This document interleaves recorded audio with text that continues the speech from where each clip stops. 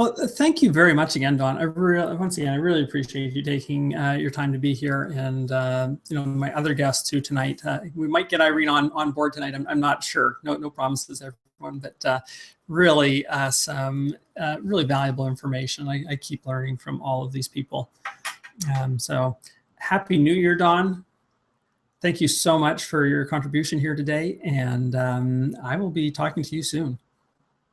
Well, thank you, Eric. My pleasure. And the only solace that I have is I know that even though today is your retirement, you and I will continue our relationship. So I'm very glad about that. Awesome. Thanks, Eric. Thanks again. Bye. Okay, so that was Don Dillon. And again, his books are out of print, unfortunately, 2 great books. I will work with Don this spring because I definitely want to see those back out in circulation again, and we'll see if we can push those out early in the spring for him. Okay, so I'm amazed that I still have some people on board with me here. This has been a bit of a marathon today. Thankfully, Don gave me a little bit of an opportunity to get a bite to eat. Now, I think what I'll do, I haven't done this, I've been promising to do this all day and I haven't had a chance to get around to it yet. I'm going to just take you into the participant area so that you can see what you get with the retirement package. I'm just going to do a quick tour of some of the resources that you'll find in there as part of the package.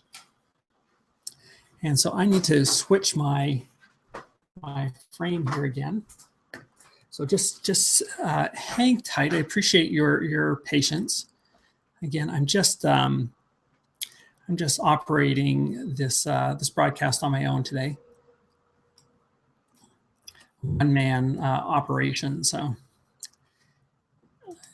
I'm not as quick as I could be with more hands.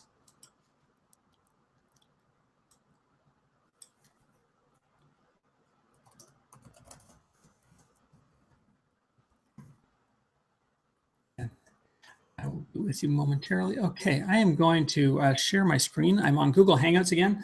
And again, I had Ryan Hoyme, the massage nerd, help me out yesterday. I've never done a public Hangout before. I've done it with you know, friends one-on-one, but never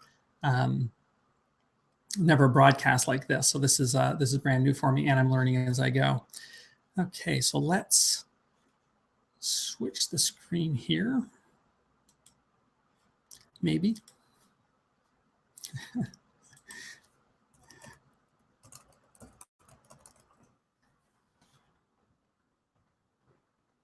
Okay.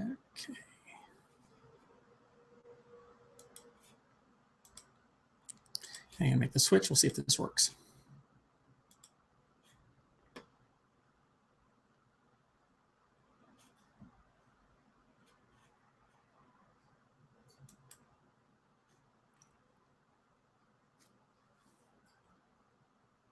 Okay, so I think you see my face in the I look completely lost.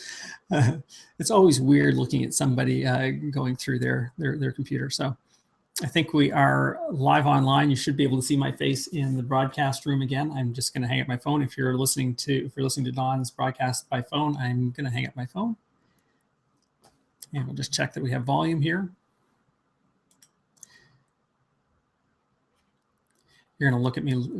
You're going to see me just having a blank look on my face for a minute while I'm figuring things out.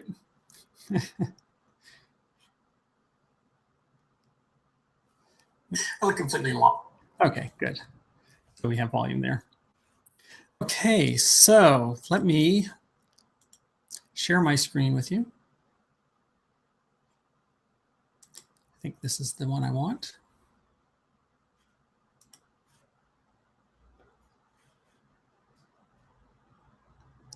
And again, I am just going to take a moment oh yeah, there we go. Okay, perfect. Okay, so let me take you on a tour through BodyworkBiz, and so you see what you get in the retirement sale. And I'm going to clean up this. Now, this is called the Resource Center. All your courses, all your resources are found in the Resource Center. And if you need help, I'm going to be available.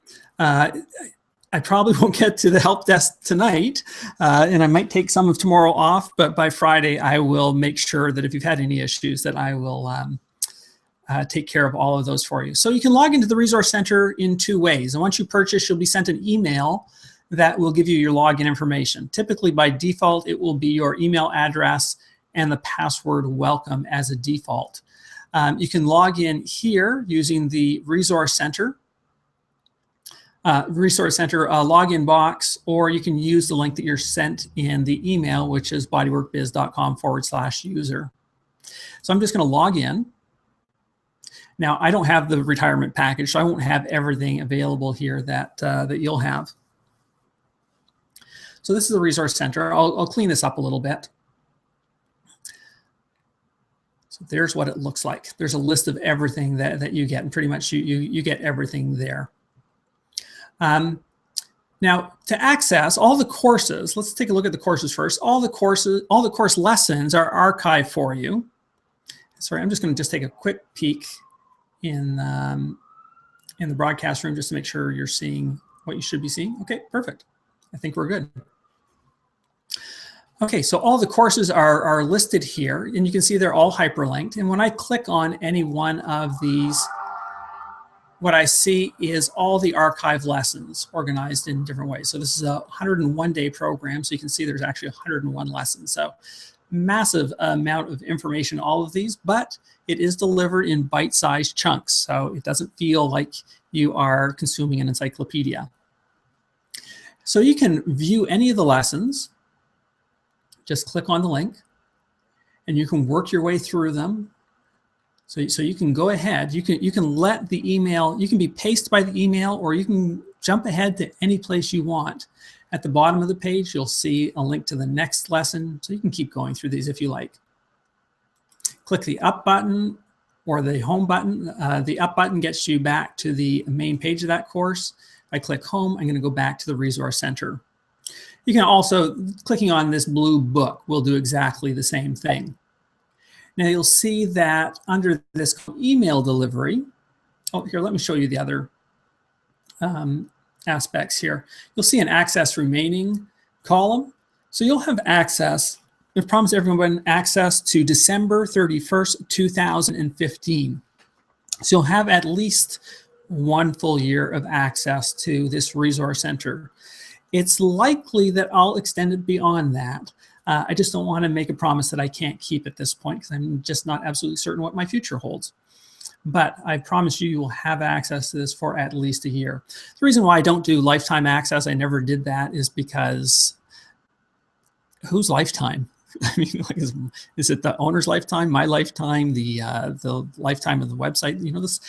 I've bought lifetime access so many times it's disappeared a month later, so I just don't promise lifetime access. So you can access the course by clicking the blue book as well. Email delivery column. So you can see here that you have control over email delivery of most of the courses, the largest percentage of them. And all it is a drop down. Now we've turned off email delivery for all courses by default when you buy the retirement package, simply because you would just be overwhelmed with the amount of information that comes to you. So you can turn these on as you need to. And all you need to do is, you'll see a turn on button, click it on, and it's happening. Once delivery of a course is complete, you'll see the delivery complete message right there. Now you can also skip ahead or back to any week. So if I've read the first 5 weeks of the course, and for most of these, the delivery is Monday to Friday, so there's typically 5 lessons per week for most of these courses. If I've went through the first 5 weeks, the first 25 lessons, then I can just pick up at week 6 if I want to. So I can choose which week I'm going to have start deliver for me. Delivery almost always starts on the next Monday. So if you don't get your email in your inbox right away or the next day, that's why. Email delivery of the courses always starts off on the Monday. Beside each course, you'll see a link to a discussion list. We've removed all the internal discussion lists and have moved all the discussion onto a Facebook group, BodyworkBiz, Massage Business Ideas That Work. And this link will take you there. So what I would suggest you do when you sign up for the package is go to that Facebook group and click the join button, and I'll approve you for that group. So you'll have all these courses. Again, I don't have the retirement package here, so not all of my courses are activated. The next section down is the client education newsletter section. And I think I have a video I can show you on this, but I'll just show you briefly how these work. Now you can download all of these formats for all the newsletters.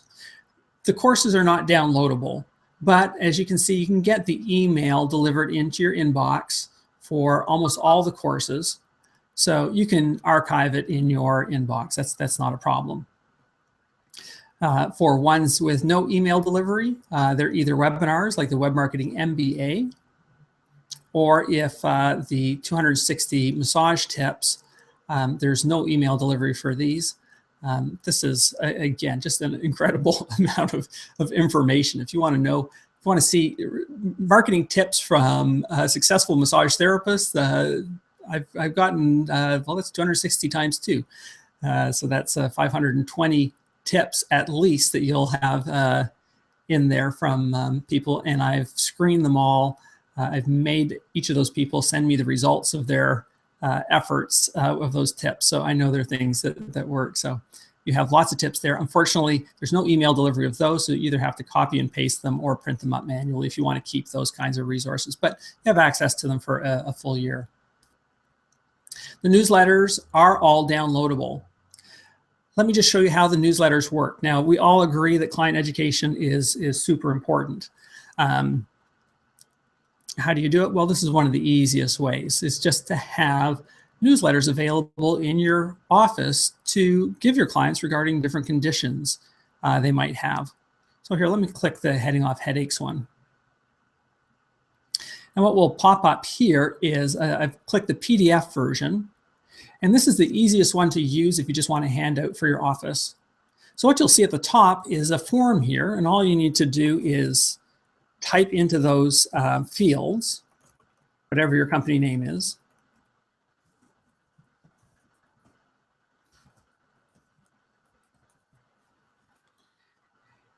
The first line goes at the top of the first page. These lines are contact information, so you can put whatever you want here.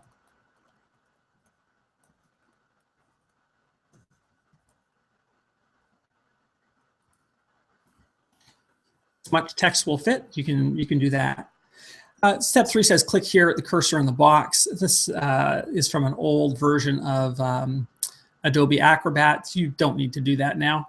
Now, when I go to the newsletter, here's the newsletter. It's nicely formatted. This was done by a graphic designer.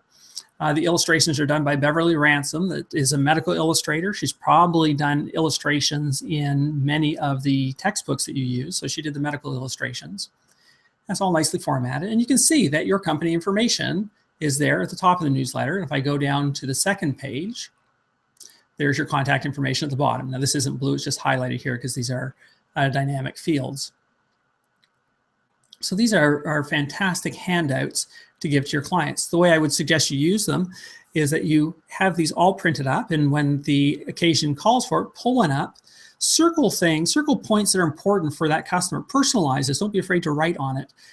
It'll make your customer feel very special and help draw their attention to the things that they need to see. Most of the client education newsletters come with self-care exercises that the clients can do at home. Now, there's other ways you can use this. That's the PDF version. And you can see how you can just create a beautiful newsletter in just seconds. These were done in black and white purposefully, so that you can print them on just a black and white printer and they look good. As well, they're easy to reproduce. So you can print a master copy, take these to the photocopier, and they're just pennies to do. So that's why we chose to do them in black and white rather than color, just for ease of printing. Now you have other versions as well.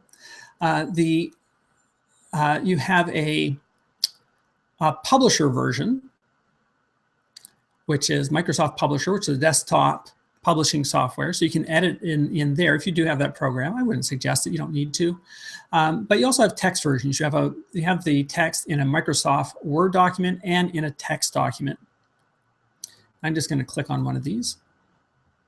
So there's all the text for you. Now, we talked about the importance of writing articles, for example, to a community paper. Well, you get private label rights to this information. So that means you can claim it as your own.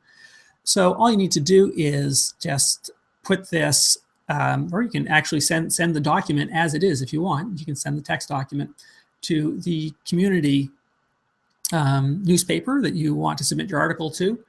And this comes with illustrations as well. The illustrations are yours to use. What you'll see is a download link at the bottom of each document.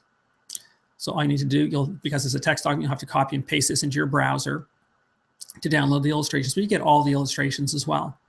And you can also use these for your blog or your website. Just copy and paste the information. It's as simple as that. And you get access to 12 of these in the Resource Center. I think there's 12 or is there 13? 1, 2, 3, 4, 5, 6, 7, 8, 12, 13. I think there's 13. Okay, so those are the client education newsletters. Next is audio and video. You get access as part of the retirement package to the online version of the videos. You do not get the DVDs. There's no hard products included with the retirement sale. Now, for the techniques videos, I'm just going to go into that course area. Everything is outlined there for you. I'm just going to go to one of these pages. You'll see that underneath every single video, there is a download link. So you can download all the techniques videos if you want and keep them forever. The International Chair Massage Conference is streaming video only. And this is about 12 hours of recorded sessions from the first International Chair Massage Conference. When we go down to the other great resources, we have a series of webinars and ebooks here, or reports. The webinars are viewable online only. I might add a few more in here as well to your collection. All the ebooks can be downloaded. So I get a number of people asking me questions that are submitted in terms of like, how do they keep this information, or how long do you have access? What can be downloaded? So that's the scoop on that. Lots of great stuff there. People often know me as a business instructor, but what people may not know is I've been an instructor in massage schools, 2,200-hour massage programs for years and years. So I'm actually quite knowledgeable about certain aspects of massage, believe it or not just the business part of it. So, and I was contracted to write a textbook in the early 90s. The publisher Lippincott thought it was a little bit too advanced for the American market. So what they did, because we take more of a medical approach here in Canada, they after they saw the drafts of the book, they were like, we just want to show people how to cover people with a sheet. So they enlisted Sandy Fritz to write the fundamentals textbook, and so Sandy had access to our materials as she wrote her first fundamentals book. We didn't end up publishing this book, but I do have some of the materials, and one of them was this pregnancy massage chapter that I wrote. And so it's an illustrated guide to pregnancy massage. Feel free to share that with your clients if you like. There's nice illustrations, again, done by Beverly Ransom. Let me see if I can find some of the illustrations here.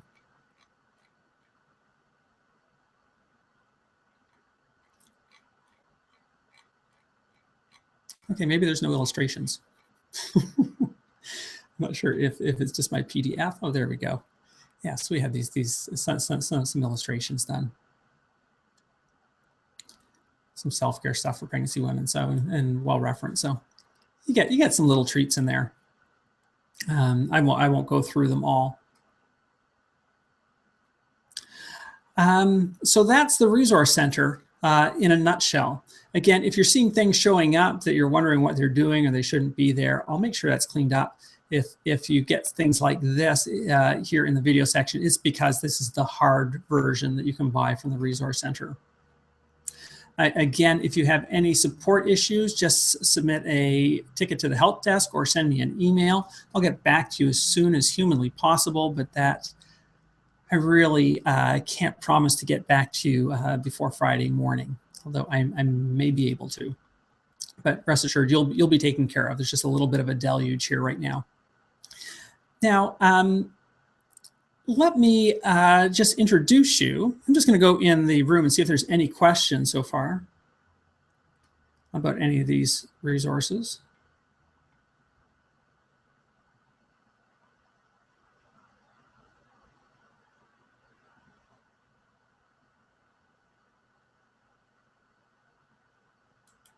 Okay, so I don't see any questions. If you see any questions, you can post them in the chat room. I'll take a quick look in the chat room in a moment again. But let me introduce you to just one of the resources. And I think this is one of the most understated resources, perhaps. Let me find my window again. There we go. Is the one way to establish your expertise is by teaching. You know, if you're teaching something, you've got to be good at it. So I highly encourage you as a marketing strategy is to start teaching some workshops. You have a couple courses related to that. One is the Teach Massage Workshop. And basically this takes you through the 5 sort of phases of doing a workshop. Now I know you probably can't see this very well. You can go to full screen with the video if you want. But basically this is a 5-day program starting with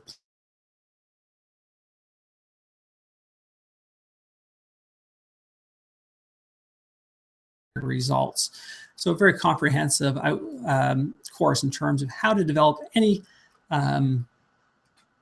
workshop that you'd like to do. So it's content generic.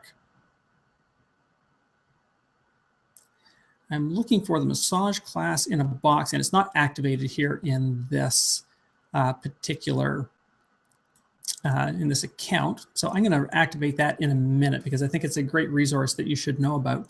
Essentially, the massage class in a box. I'm sorry, I should have bought the retirement sale myself before starting this.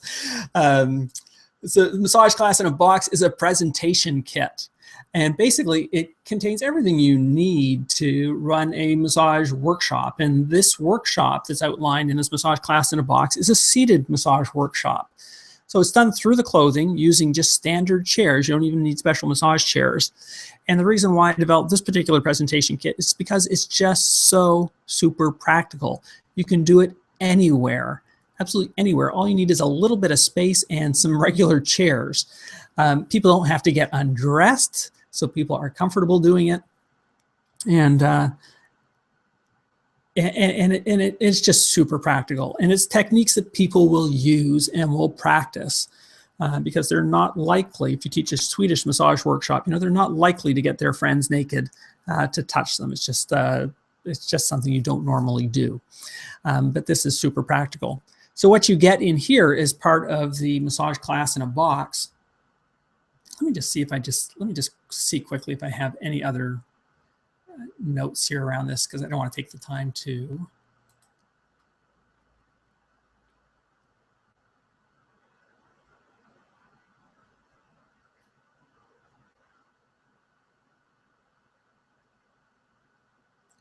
Yeah, I don't really have anything that I can show you at the moment. My apologies, but I am going to share my screen again, and I'm going to just open up another window.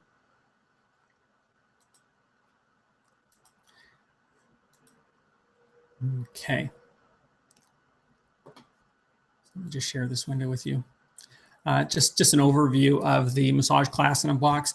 Basically, it contains everything you need to teach a seated massage class. And again, not massage chairs, just any standard chair. You get teaching instructions. So it's modular. I think there are maybe 10 sections in it. Each section has 4 techniques. So this could be just a half an hour lunch and learn, focusing on one section of the person's body, or it could be even a 2-day workshop if you wanted to extend it into a 2-day workshop. So you'll get the teaching instructions and all the techniques outlined in great detail. You'll get suggestions on class design again, so you can format the class depending on the time you have available and the reason you're using it.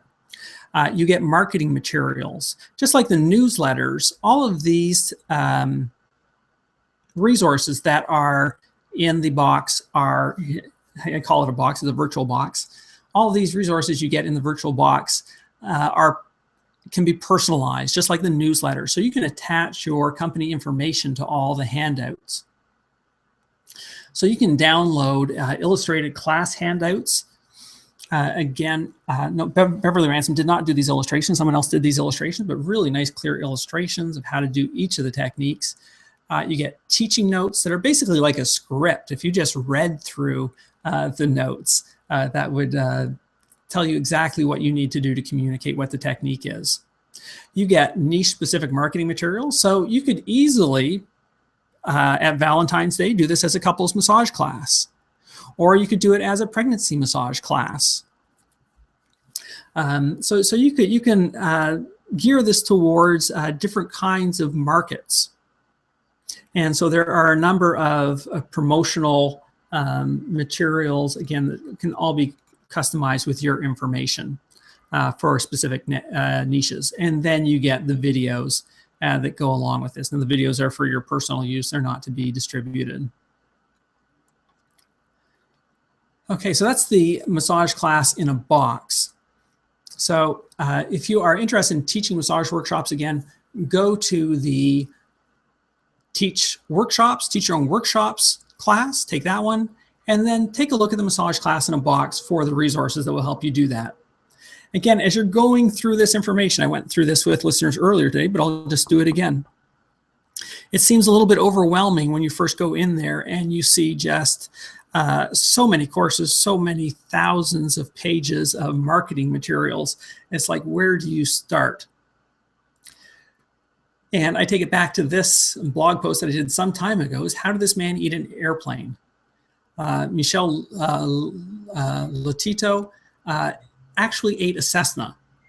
He ate this whole plane.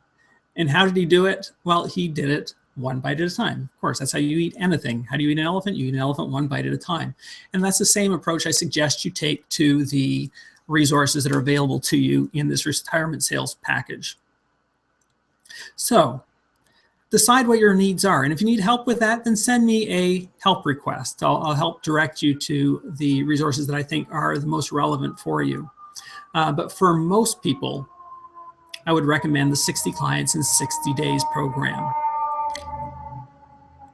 Now, do one program at a time and just ignore the rest. It's easy to get distracted when there's so much there for you, but I would suggest that you just ignore everything else. Just focus on one class at a time. And again, for most people, the 60 Clients in 60 Days is going to get you the biggest bang for your time invested. It's a strategy that's proven to work with hundreds of therapists. The important thing is that you follow it exactly as it's outlined. I played the 60 Clients in 60 Days webinar for you earlier today. It is here in the Resource Center, so you might want to just watch that webinar before you delve into the entire course. But it's a program, it's a strategy that works. And the nice thing about it is that you develop momentum quickly, and it gives you a lot of confidence in what you're able to do. And that just inspires you. When you see success, you just get more inspired to be successful and to get more people under your hands so you can help more people and more people can benefit from your hands-on work. Now, once you are doing this, once you're doing any strategy, whether you choose the 60 Clients in 60 Days or strategies in other courses, what I would suggest you do is make sure you systemize that strategy. Get good at it and build it into the structure of your practice so that it happens all the time repeatedly. Unfortunately, what happens is most therapists do what I call binge marketing. Is suddenly it's getting close to the end of the month, they realize they don't have enough money to pay their rent, and they panic. And so they do all kinds of things to quickly get some clients in the door. And then once they have enough to pay their bills, there's nothing that's systemized, so it just stops. What you want to do is you want to have something that's systemized, that happens every day, every week, every month, that's repeatable, that you know what the results are going to be, so you can determine how much money you're going to make from month to month. Once you have that strategy systemized, then move on to the next course or strategy and work that one fully. Focus on the next one. Again, just go through this list at the beginning. Do it and ignore the rest. Get results, fine-tune it, systemize it, build it into your practice, and then once you do that, move on to the next one. Just keep repeating, and your practice will just keep building and building. I take this idea of one bite at a time into the design of the courses themselves. So like I've said already, the 101-day courses are you're probably looking at about 500 pages of material in each of those 101-day courses. It would be just overwhelming if I just handed you the book with all this printed paper.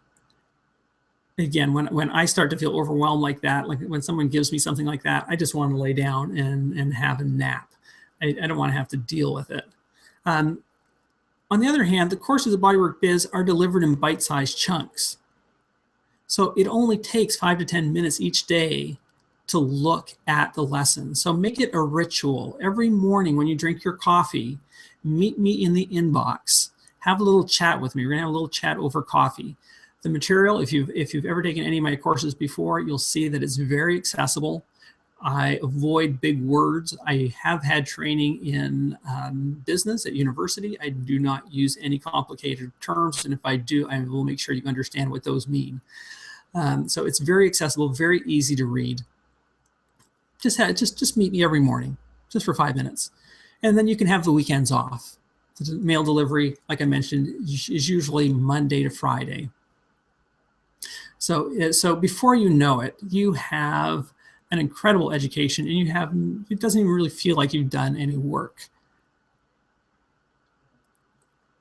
Okay, I'm just going to check for questions here in the chat box.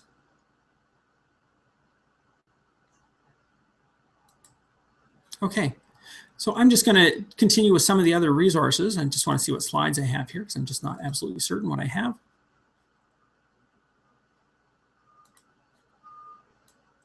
Just scroll quickly through. Okay, well, I'll tell you a little bit about the Web Marketing MBA course. Again, I know we tend to be a low-tech crowd. It's important you at least educate yourself in terms of what's possible. It's not necessarily that this is going to be your top priority, but you should have at least the foundation in your website and have an email list, if nothing else. And I would suggest a Facebook page as well. The Web Marketing MBA is an interesting program. Basically, it's 10 lessons, and each one covers one web marketing tactic. And it's super practical. Each lesson has 2 parts, and these are both videos. The first part is a slideshow where I introduce you to that marketing tactic, tell you why it's beneficial, and show you some of the nuances of it. So we're looking at the strategy from a theoretical or conceptual standpoint. The second video you'll see in each lesson is what I call the watch and do, or view it and do it section. In that section, you'll see a screencast. So basically, you're just looking at my screen like you are here. Again, you can enlarge it so you can see the whole thing. And I think you can even enlarge the video here on this broadcast page if you can't see this. So you'll see me screencasting like this. And what I'll do is I will talk you through that strategy. So if the strategy in lesson 2, for example, is developing an email list, what I will do is I will take you through the process of signing up for an email provider, creating an email form, and embedding it on your site. And you'll see how I do it step by step. So just view it and do it. Follow along with me. Pause the video as you need to as you do the step. Watch the video again, do the step. That's all there is to it. So it's an ultra practical course.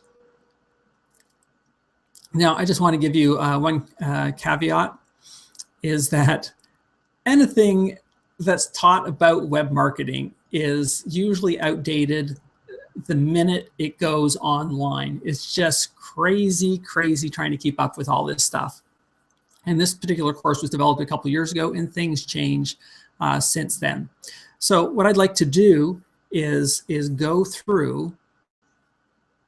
Are we still broadcasting here? Yeah. What I'd like to do is go through some web strategies that work today, and I'll have this this video uploaded in the participant area so you can reference it, because some of these strategies that are in the web marketing MBA program aren't as effective as they used to be in the past. So I would like to review some of those changes with you. The other web-based course that's online is the eMarketing 101 course. And this is a fabulous reference. So if you want to know about any aspect of web marketing, let me just go there for a minute, back into the there's eMarketing for massage professionals. So if you want to know anything about web marketing, there's probably a lesson here that covers it, from you know, all the different aspects of creating a site, choosing a domain name, setting up your Facebook profile, review sites, how to get backlinks, anything you're interested in at all. Video marketing, it's just all there. There's just so much information for you.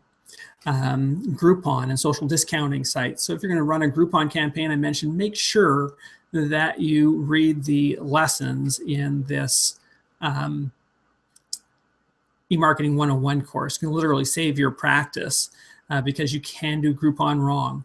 And this is just not my experience, but I'm in the very fortunate situation where I am communicating with literally thousands of therapists. They share their ideas with me through the discussion lists. You know, I've been communicating with people for 16 years at BodyworkBiz. Now, where are we? Now, 15 years at BodyworkBiz. And people just generously share their experiences and ideas with me. So this is not just from my own experience, like so many writers will, you know, write what they did and what they worked for them, and so it must be right. You know, this is really the experience of hundreds or thousands of other therapists, and you'll see a lot of their experiences outlined here in these lessons. So tons of information. I would suggest you just simply use this as a reference. I wouldn't bother following this one through as a deliverable course, unless you just want to deliver the emails and save them so you have them on file in the event that you don't have access after the first year. Okay, so that's eMarketing. Okay, I'm just going to check, see if there's any questions.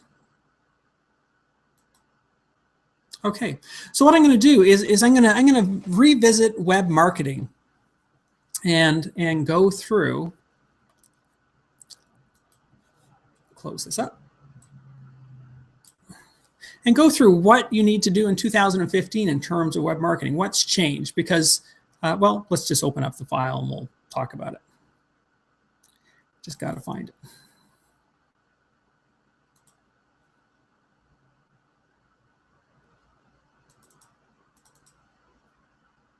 And again, I want to thank everyone for hanging out with me here today. This has been awesome.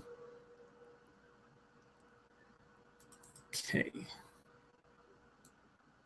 I'll just share this with you.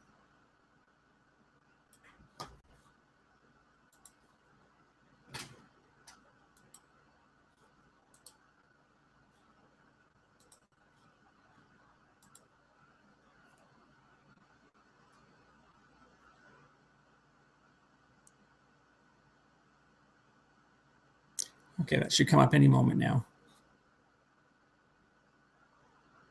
Maybe, maybe not.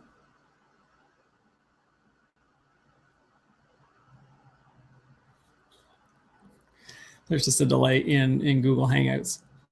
Okay, so we're going to be talking about Web Marketing 215. Again, there's just so much confusion here, so I just want to make sure that everybody has a basic overview of what works and what doesn't in 2015. Okay, good. So we have that slide up on the on our broadcast page. Okay, web marketing 2015. You know, if you're taking lessons from somebody or somebody's talking to you, you get the sense that it should be like this, is that, you know, you just do this and it all works out nicely. And the reality is more like this. Web marketing is messy. People like to access information in so many different ways that it makes our job as marketers communicating the benefits of our service extremely difficult, and it's extremely difficult to sort through the mess. There's so many options when it comes to web marketing tactics. There are 1,000 things you can do, and everybody totes their particular approach as being the best one. And things move fast. Things change literally on a daily basis. It drives me crazy because it's so difficult to keep up. My approach to keeping up is to connect with what I call curators. These are people that specialize in various areas. So if I'm wanting to know about Facebook, I'm not going to do all the research myself, because Facebook, there's just so much that happens on Facebook, and it's such a huge area to cover. So I turn to two people. I turn to Amy Porterfield and Mari Smith are the two experts. They just eat, breathe, sleep Facebook. And if I have any question or want to know what the trends are on Facebook, I turn to my curators for that information, because things just move fast. And then you get all these conflicting opinions. That doesn't help either. Somebody says this is good, the other person says that's the worst thing to do. So, you know, who do you believe? What really works? That's the question. So I'm going to try to get through some of the myths for you and tell you what really works in 2015. And I'll cover this very briefly. We're not going to go into details. We're going to look at the bigger strategic picture. Okay, let's take a look at your foundation. Okay, really, when it comes to web marketing, there are two pieces of foundation that you need in place before you do anything else. And I wouldn't even suggest touching anything else until you get these ones under control. One is having a solid website, and the other is developing an email list. Let's talk about building your website. I'm not sure what slides I have in here, but I know I put this together to highlight some of the trends. I haven't had a chance to review this in a few days, given everything that's been going on. So one of the biggest trends is the rise of mobile. Is the tablet took a firm hold of the market, maybe just even a few years ago. The tablets reached sort of a critical mass, and they keep increasing. So we're looking at smaller devices, and there's so many different devices. Smartphones. There are so many people that access the internet on their smartphones now, and they have it all the time with them. So some stats here: 25% of online searches are done on a mobile device. Americans on average spend 2 hours a day on a mobile device. 1 in 7 people worldwide use smartphones. And 60% of social media time is spent on a smartphone or tablet. The other stat, I don't know if I have that here. Oh, no, that's... the other fascinating one is email. Is over 50% of people access their email on a mobile device. So this is all new, and really just in the past 2 years, web developers have become, just because of the exponential growth of mobile devices, have been aware that they need to design the websites for these small devices. If I take a look at website activity on BodyworkBiz, you can see that about 20% of all the activity on BodyworkBiz is done on mobile devices. Here's my email stats from BodyworkBiz, and again, you can see 54% of people open up the email on a mobile device. Now, what do you do when people are working on so many different kinds of devices? Well, you need to have what's called a responsive design. This would be ideal. Basically, this is a very new way of developing websites that resizes the website to accommodate whatever device you're on. So if you are thinking of doing a website or take a look at your website on a mobile device and see how it responds to that small screen. It's likely the text is too small to read. So you might want to consider using a responsive design. If you have a WordPress site, for example, you can simply upload or apply a responsive theme to your website to make it respond in this kind of way. If you have a hard-coded website, it might be a little bit more difficult. At BodyworkBiz, you can see that the BodyworkBiz site is not responsive. It doesn't respond to changes in the screen. And one of the reasons why I haven't redeveloped that in the past year, I just redeveloped it maybe 4 or 5 years ago, is because it's just a huge undertaking. It's just so many, again, thousands of pages that would need to be adapted. So I wasn't about to use this kind of design, but it is important, and especially if you have a small site, it doesn't take much to move over to a mobile-friendly design. The other possibility in terms of displaying on mobile is to have 2 versions of your website developed, one for desktop, one for mobile, and your computer system or your website can detect what kind of device the person is accessing the internet on and display the appropriate site. But the responsive design is a better go. So if you are redoing your website, I would suggest asking your designer for a responsive design. In terms of your website, keep it simple. It doesn't have to be complicated. I suggest just doing a brochure website, and I call it a brochure because you can relate to a brochure. It just has all the basic information that somebody needs to make a buying decision.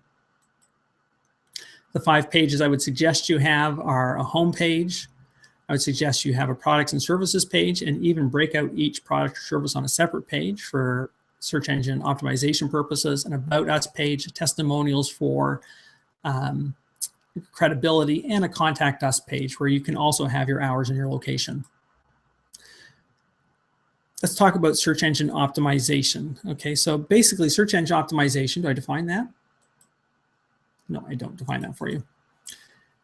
Basically, search engine optimization are things you do to your website to help search engines find it so that it gets ranked higher in the search engine results. Now, there's 2 elements to search engine optimization, or SEO, and that's what we call on-page factors and off-page factors. Now, on-page factors are the things that you can control on your website. Okay, so for example, the text on your page. Off-page factors are things you have maybe more limited control over, like sites that are linking back to you. On-page, in terms of optimization, on-page optimization, keywords are still important. So I just wanted to see what I have in this presentation here. No, I don't cover keywords there. I'll cover that. I can cover that in another segment, or you can actually watch the Web Marketing MBA program to find out more about keywords. Basically, search engines are not very smart. They can't recognize pictures. They can't understand what's happening in a video. All they can see is text. And so what you want to do is have words related to what somebody would search for normally online. So if I'm a massage therapist in Toronto, I want to have words like massage therapy Toronto, massage therapy in Toronto, massage therapist, Toronto massage therapist, those kinds of words. And that's the best thing you can do on your page. You don't want to overdo it. Search engines do not like what we call keyword stuffing in 2015. You want to make it readable for your human reader, but make sure that you include words related to your business on the pages. Just keep it that simple. And don't stress about it too much. Off-page optimization. Whereas on-page optimization hasn't changed that much, off-page optimization has changed a lot. About 2 years ago, I believe, Google made all kinds of changes, major changes, very dramatic changes to its ranking algorithm, which determined how they rank sites in the search engine results. In the past, what you could do, because links to your site, or what we call backlinks, so these are links on other people's sites that go to your site, backlinks used to be considered very, very important. And so what search engine people that were in the field of search engine optimization, including myself, did would create opportunities to have lots of these backlinks all over the web. So for example, distributing articles very widely on all kinds of sites. Well, Google saw this as a way to manipulate its search engine results. It didn't want to be manipulated, so it's gotten rid of the importance of backlinks. And so for the e-marketing class and the web marketing class, the sections dealing with developing a lot of backlinks, especially through automated tools like article submission tools, are no longer effective anymore. Those backlinks really won't help your site get ranked any higher. Next, blogging. Is blogging important? It has become much more important over recent years. Content is king because the search engines are all about content. The more content you have on your site, the more likely you are to get a page ranking somewhere in the search engines. And blogging is a way that you can add content to your site on an ongoing basis without affecting the sales pages. Now, whether the importance of this, you might be asking how important is it that I have a blog? Well, it's not the most important thing. It's important that you have a site with good sales pages that give people clear benefits to your service and that make it easy for them to buy from you. So I'd highly suggest online booking software in making sure that you have every bit of information that somebody would need to make a buying decision. Instead of blogging, there's more important things you can do if we're to prioritize. The big trend, and this has been going on for a while and it just keeps becoming more important, is local search. All the search engines have invested heavily in getting local search results because that's what people are largely looking for. They're looking for local businesses and services. So if I type in, here I typed in my browser, massage therapy Denver, you typically see something like this at the top of Google. And these are the first results you see. You see this before you see any of the organic results. You see local results. Now here I've put in a qualifier. I've put in massage therapy Denver. But even if I just type massage therapy, Google knows where my computer is located by my IP address and will bring up this same list. It didn't used to do that in the past, but now it does. It will bring up the same list of local results. Now I think I was signed into Google on the last look. I'm not sure why this one is different. Here's Massage Therapy Toronto, but in any case, you see exactly the same thing. You see ads here, and I think this is because I'm not signed into Google in this lookup, but you can see the importance of local search there in Google. Now, if I hover beside any of these locations, here I hovered beside the one that says Aches Away, Toronto Massage Therapy. That's the second one down. And you see, because I hovered over it, you see how that little, push pin turned red. And what popped out, you can't see because it happens dynamically, but this little sheet of information pops out to the right.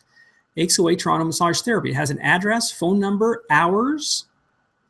Okay, so it shows me the hours. If I'm not open now, then it shows me when the next time I'm open is, and it has reviews listed there. Gives me the ability to click for directions and write a review. Now, where does this information come from, and how do you get this happening if you're on your listing, if your listing happens up here? Well, the way you do that is through Google+. Now, you may have heard of Google+ as being a another Facebook, but it's much more than that. It's not really designed to replace Facebook. But what you want to do is you want to go into Google, and if you have a Google account, go to, what's it called now? It changes its name every couple days, Google Business. So you'll want to go to create a Google account, go to your Google Plus account, which should be created for you automatically whenever you create a Gmail address, for example. And in your Google Plus account, click on the Business tab and create a business page for yourself. And like a Facebook page, you'll want to fill it out as completely as possible with pictures, videos, your hours, your location, parking information, whatever you have, because you can see how it displays here for you. They pull that information from your business listing and display it right here for you for a searcher. So this is one of the easiest ways to get found at the top of the search engines. Before you even do any optimization on your site, before you write a blog, get listed in all the local directories. So that includes Google, which is Google+, Bing Places, and Yahoo Places. And again, the names might have changed. They change the names regularly on me. So I always get confused as to what they're called now. The other trend in search engine optimization that's related to your local listings is citations.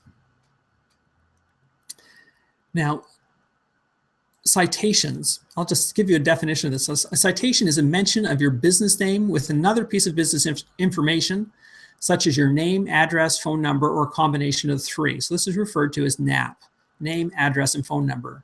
Citations are thought to be important for ranking in Google's local search results, possibly responsible for 25% of your ranking.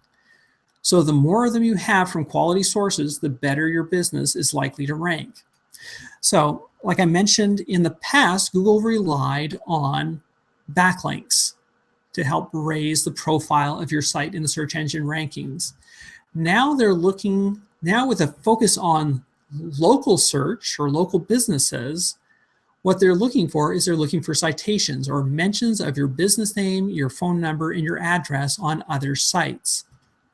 So you want to try to get your business listed in as many reputable sites as possible. Now let me just go back up here. You can see that there are companies that keep data that are responsible for feeding a lot of the smaller sites. You see Axiom, Infogroup, Yext, Factual, and Newstar are all big ones in terms of contributing to all the search engines and all the sort of smaller directory sites, including Yelp. And even the Yellow Pages, these even feed into the Yellow Pages. So the more you can get connected to these directories, especially the upper level data sources, the better. If you have a Yellow Pages, one of the benefits of having a business phone number is that your business information is automatically fed into all kinds of online directories. And these are country specific. You can see Canada's map for citations looks a little bit different. So what you want to do is you want to get your listings in as many reputable directories as possible. So Yelp, Google Local, Yahoo, Yellow Pages, City Search, Judy's Pages, Foursquare, Bing Local, as many of these as you can.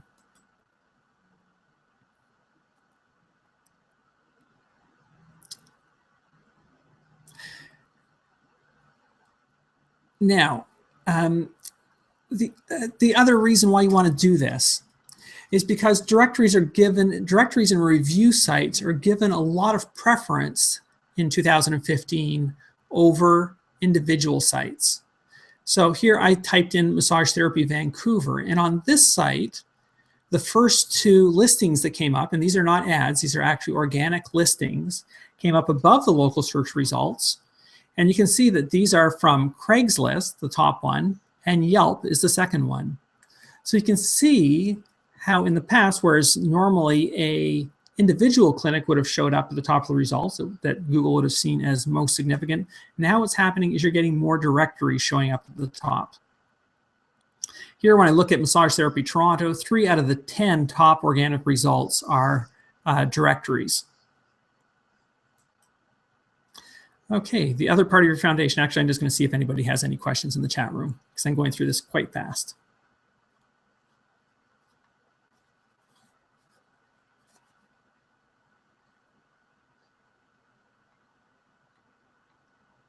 Okay, so again, if you have any questions, throw them in the chat room. I'll try to address as many as possible. Okay, so in summary, the most important thing you can do is have a website. Make sure that your address, your name, your business address, and phone number appear on all the pages. This is a citation. And then list yourself in as many local directories as possible, including the big ones, Google, Bing, Yahoo, and I would suggest Yelp as well is one of the very big players. And then make sure that your business information is consistent in every single directory. What I always do is I always keep a file with the information. I just copy and paste each time so it's accurate. Get in as many directories as possible, and that's going to put you up in those local search results.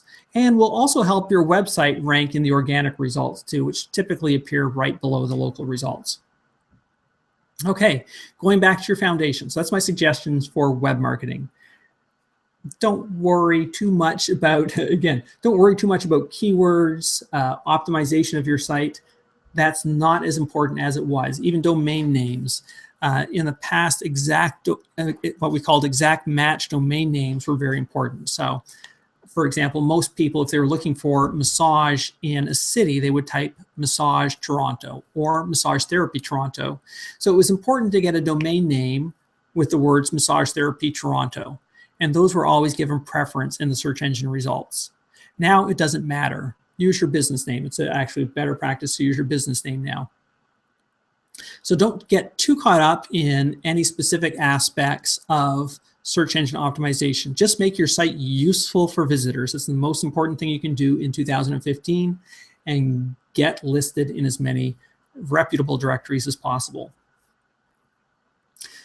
The second part of your foundation is email marketing. And I'm just completely shocked that more therapists don't do this. If a gun was put to my head and I was given the choice of giving up either my website or my email list, I would give up my website in a second. Your website will get limited traffic. There's only so many people looking for Massage Therapy Toronto today, December 31st. And they may or may not buy when they land on my website. On the other hand, if I can collect addresses of people that come to my website over time, as well as other ways of collecting people's addresses, and these are people that are interested in my services. I'm not going to spam anybody. These people have to demonstrate an interest and opt in voluntarily. If I can develop an email list, then I can send to that list at any point in time and pretty much get instant appointments if I'm a massage therapist. I'm just going to read. It wasn't a question submitted, but it was actually a statement by somebody. I'm just going to see if I can find it here, because this is something I suggest you do, and it's what I call instant appointments. And you'll find this in the e-marketing 101 course. Just look for instant appointments. And you'll probably find this in the Fill Your Practice 101 course as well, because it's just so important. Let me just see if I can find this thing that was just sent in just this afternoon.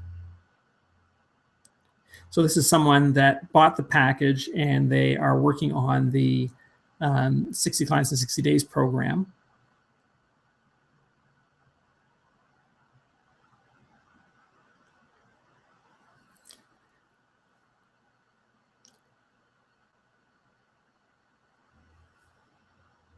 Okay, so they use the 60 Clients in 60 Days program, and I believe this is what they're doing. But here's the approach they took. This person says, this is Donna, I have a fairly new private practice and many seasonal clients in the winter, and was wondering where they were by November. Finally, I sent an email during Thanksgiving week thanking all my clients and offering them a complimentary 30-minute massage and $25 to upgrade for a total hour. Okay, so she sent an email to all her clients on Thanksgiving week, offering them a complimentary 30-minute massage and $25 to upgrade to an hour. In addition, I let everyone know that if they forwarded the email to their friends, I would honor the December special to them. So this was targeted towards December. It worked.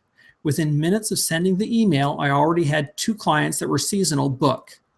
It's now December 31st. Out of 25 email newsletters, letters. Okay, so she only sent 25.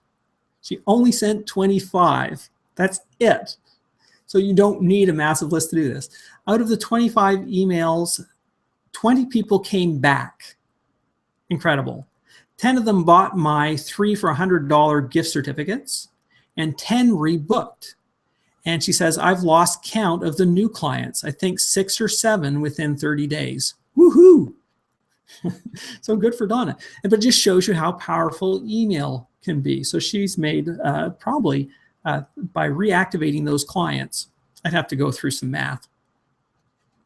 But I wouldn't be surprised if she's easily made a couple $1,000s by sending out that one email to 25 people. So that's how important email marketing is. Now, a lot of people will say email is dead, especially the people that love social media. Email is not quite dead yet. I'm not quite dead yet, and neither is email. It's the most used web service. 91% of internet users read or send email. Now, let me illustrate why email is important.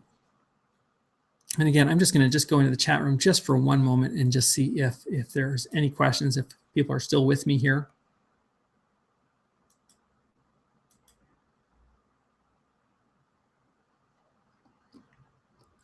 Okay, someone's asking if there's a way to check your Google rank apart from just going to it and counting to see what page you fall on. Okay, what's happened in the search engines is that there's so much personalization that goes on, and you don't even realize it. Google tracks your activity, and it gives you results that it feels are going to be most relevant to you. So if you are interested in massage and massage in your city because you're a massage therapist in your city, it's likely going to show you the massage therapy websites are going to rank differently for you than it is for somebody else. And if you go to Google right now, just open up Google. And this would, sorry, I'm in the Chrome browser. So this happens in the Chrome browser. If you're in a Chrome browser, do I have, let me just go back and see if I can, you know what, I might have this later. In any case, I'm not going to waste your time right now with a small detail, but essentially what I was going to say is if you look at the Chrome browser, which so many people use now, it's a fantastic browser. If you look in the top right corner, you'll see 2 little buttons. One, I think, has a little planet on it, a little Earth. I'm just going to open up another window here just so I can see what shows, so I can describe it to you. So I'm going to, yeah, so it actually is in Google. It's not in the Google browser, but it's in Google. So I'm just going to go to google.com. And then you see 2 little icons in the top right corner. One shows a person, and now I'm logged into Google services. So this is why this is happening for me.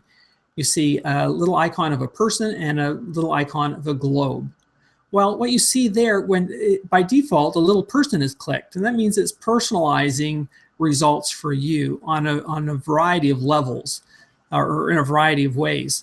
I'm logged into Google. I have a Google Plus account, so it is going to give preferential treatment to websites that my Google Plus friends have plussed, for example. And it will show me different results based on including like pictures. If I type in BodyworkBiz, for example, in Google on my computer, it will show me my blog, and it will show my picture beside my blog post. And it shows me that because I'm in Google, but it shows pictures for my friends who are in circles that have a blog post. So if customers are following you on Google Plus and they are looking in Google for massage in your city, your results is likely going to show up high. So what I'm trying to say with all of this is that it's hard to determine what your ranking is anymore. It's not so simple. You'd have to go incognito in Google. So you can, in Chrome, you can use the settings or the menu in the top right-hand corner and go into incognito mode, and that will stop personalizing your results and give you a more accurate idea in terms of where you would show up in a general search for different terms. And you can try different terms like, you know, massage your city, massage therapy your city, massage in your city, those kinds of terms, massage therapist, your city, those kinds of things. Okay, now here's why here's why having an email sign-up form and pushing people into your email list is so important.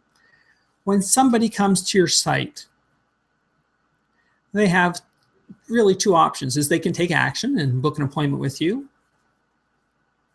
That's making an immediate purchase, or they're not interested, or as a broader category, they're interested but maybe not now. So they either take action or they don't take action. And chances are only a very, very small percentage of the people that visit your site are actually going to take action. Because it's a big step, you know, to go see a stranger and go into a closed room with them and have them rub naked oil all over your naked body. It's weird for people. You know, we're used to it. You know, we take off our clothes as soon as we walk through any doorway, but for the general public, it's a weird thing.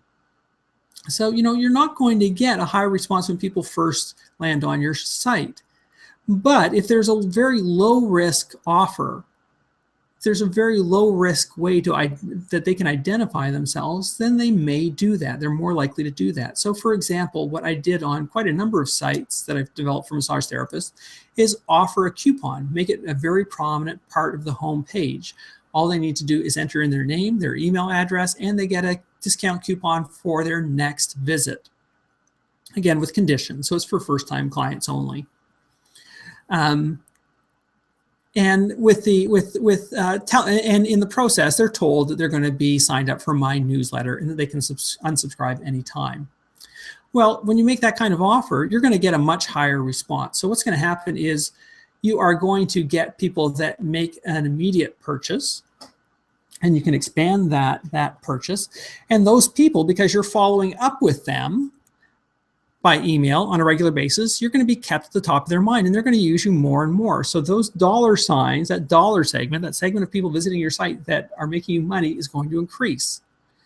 And then you have those people that are interested in massage, maybe, but not right now. They're not ready to take action. If you don't have a way to capture their name, then they're just gone. It's likely they're never going to come back. Even if they bookmark your site, it's not likely they're ever going to visit that bookmark again.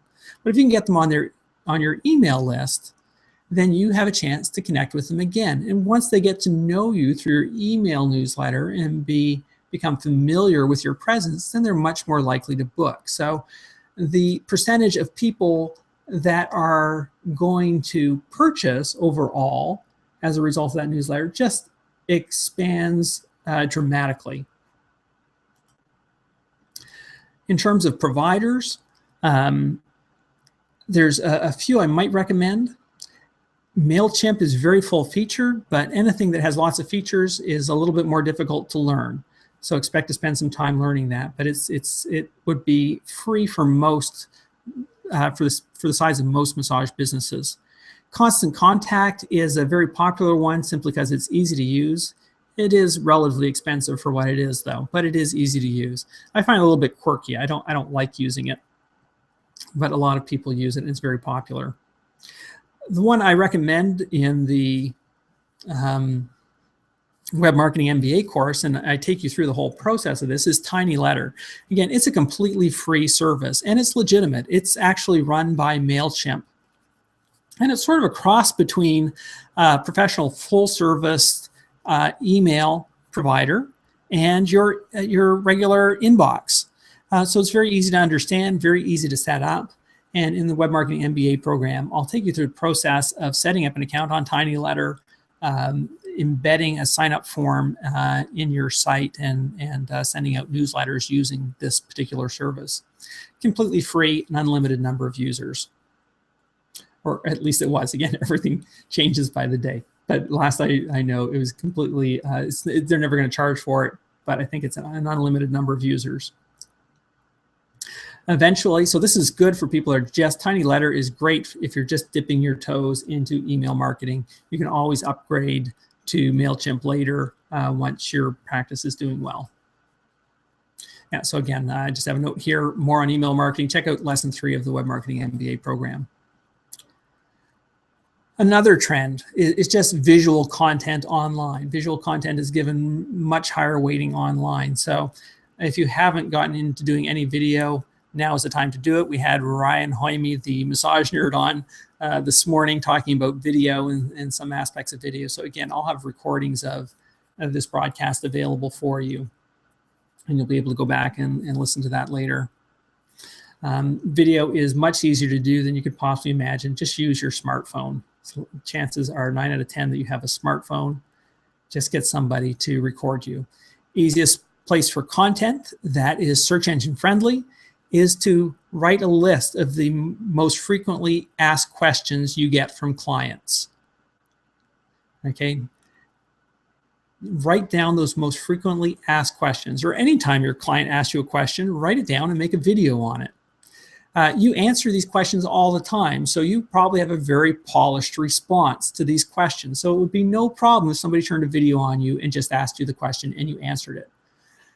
The other benefit of doing it this way, of recording your frequently asked questions, are those are the kinds of questions that people type in the search engines. If they're asking you, they don't know and they're curious, and it's likely that they've turned to Google to answer those questions for them as well.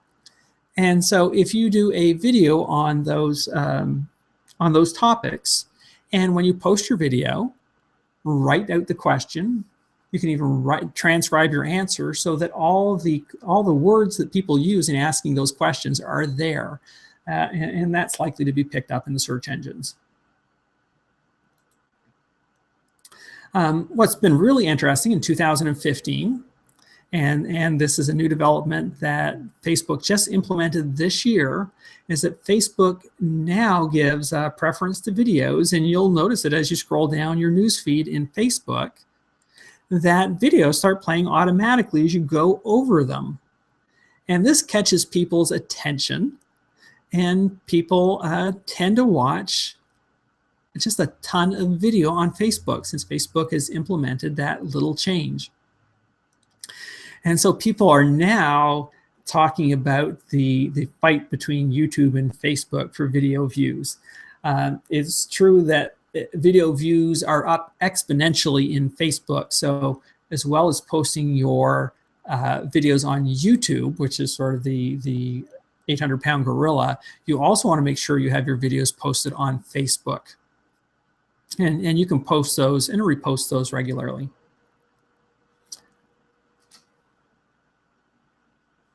YouTube is still despite the change in viewing in Facebook of video, YouTube is still the 800-pound gorilla. There's just absolutely no doubt about it. So here's a diagram that shows that really rapid. So this is from the end of 2013 to August 2014, and you can see when Facebook implemented that change in 2014, how the video views have just skyrocketed. YouTube is far from dead. Because you'll hear that debate now from the search engine people. What are the trends in social media? Okay, so we've talked about your website, what you need to do with your website in 2015. We talked about the importance of email marketing. Email marketing is old. It's not a new trend in 2015. But what's important to recognize in 2015 is it's just as important as it ever was. So then we also talked about visual content, especially video, which is so easy to produce now.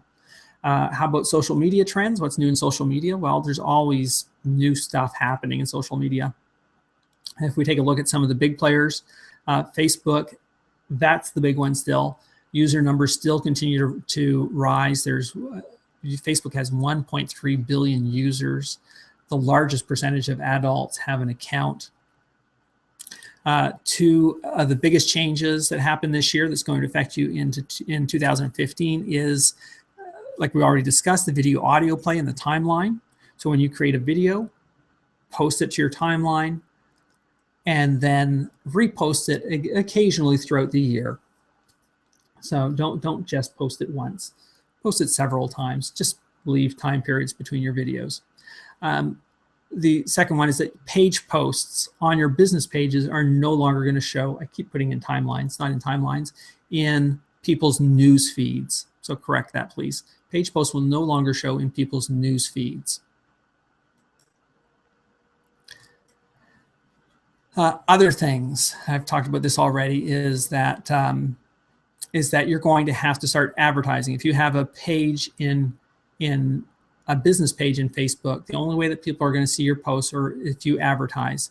And I hope people saw my Facebook presentation earlier today. I don't know if it actually broadcast or not. I'm unclear. I need to get confirmation of somebody in the chat room to see if that actually broadcast or if I was just inept and ran out of time in my broadcast and that didn't get out. In any case, so we've looked at the first two biggest changes. Third one is privacy changes in Facebook. Now Facebook is going to track your browsing and your buying habits. Now you may have noticed that you click something in or you visit a page on the web somewhere. Let's say I'm looking for to go on a cruise, and I'm checking out cruise websites, and then I go into Facebook, and suddenly cruise advertisements are showing up in my Facebook news feed. Like, how does that happen? Well, this is how it happens. It is that Facebook is now tracking your activity across the web and giving advertisers on Facebook more information about what you're doing so that they can better target ads towards you. Another interesting development, and I don't know a lot about this yet, but a buy button is coming to Facebook in 2015. So people are going to be able to buy directly from your pages in Facebook. Don't know, that might be a big thing. It might be a flop. We'll just have to wait and see. Not going to get excited about it yet. One of the biggest opportunities in 2015, and this has existed for a while now, and that's custom audiences. Now I'm looking at advertising, and again, if somebody in the chat room can just tell me if my Facebook ad broadcast just happened today or not. I'm not sure if it did. If somebody in the chat room can just let me know, that would be great, and then I can fill you in on that more if I need to. So this represents a great opportunity for you. You saw earlier when I was talking about Facebook how you can target your ads. I just covered it briefly. This wasn't the ads webinar that I did.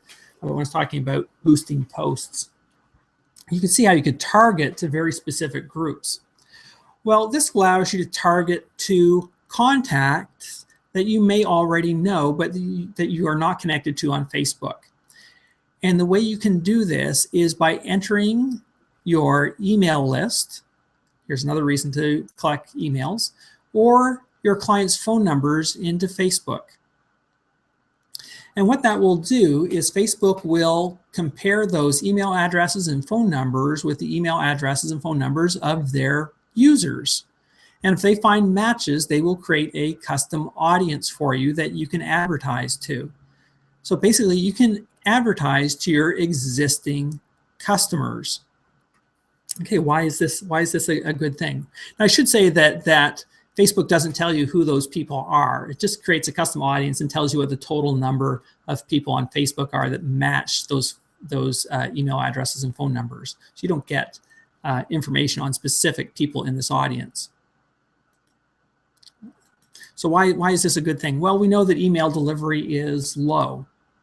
So if I'm sending out an email newsletter to my clients, I know that maybe about 20% of them will open it, and maybe 5% might click on a link in the email. So those are pretty low numbers. But if I have their email addresses, I can just put them into a custom audience in Facebook, and it's likely they will have about a 70% match. And especially if I add the phone numbers as well, because I have another data point that I can identify these people. So I might get 70 to 80% of the people on my list identified by Facebook. And then what I can do is when I send out my newsletter is I can just create a post to my newsletter on my Facebook page and boost that post and boost it or advertise that post to a custom audience, which is my existing clients. And I can determine how many people are going to see it. This is likely a very small audience, so you'll have no problem reaching those people through Facebook. So it gives you another contact point, whereas they might not have seen your newsletter in their inbox. they may see it in Facebook, and it will just cost you just dollars to do. It's not very expensive at all.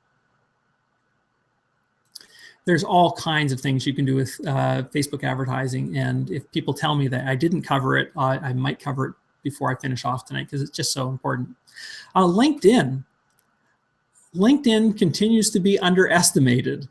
It is a very important social network. People on LinkedIn tend to have a very high net income, and the site is growing fast and continues to grow. It grows at this rate: bump, bump, bump, bump, bump, bump, bump, bump, bump, bump, bump. Each one of those beats is a new person being added to LinkedIn. So it's getting big, and it's getting bigger. Now, it's not the most engaging social network, but it still gets used. You might not use it, but it does get used by people who you want as customers. Now, I've used LinkedIn for a while. You can see they call my profile an all-star profile. I have 500 plus connections. And I don't work LinkedIn as much as I should, but it still produces significant results for me. Do I have no, I don't have a screenshot of it. If you take a look at my blog posts, if you take a look at the shares on LinkedIn, sometimes those LinkedIn shares are higher than the shares on Facebook. It astounds me. What's new in 2015 is the LinkedIn publishing platform, and basically it's like a LinkedIn blog, and it gives your content very high visibility. And because it's not widely used, your content is just more likely to be seen. It's not lost in the clutter. So take a look. If you're going to be publishing blogs or articles, make sure you publish them to your LinkedIn account. Here is an article that I just posted in LinkedIn just this month, December 12th. And you can see I didn't do any promotion of it, but it got viewed 289 times. 12 people liked it and 11 people commented on it. So LinkedIn is an active network. And again, I don't even utilize it to its full potential. I'm just going to go into the chat room for a second just to see if any questions.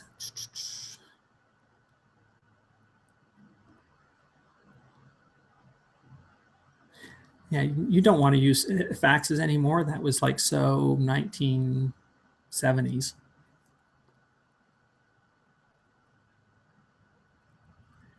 Someone is asking about online payments. Absolutely. Be able to take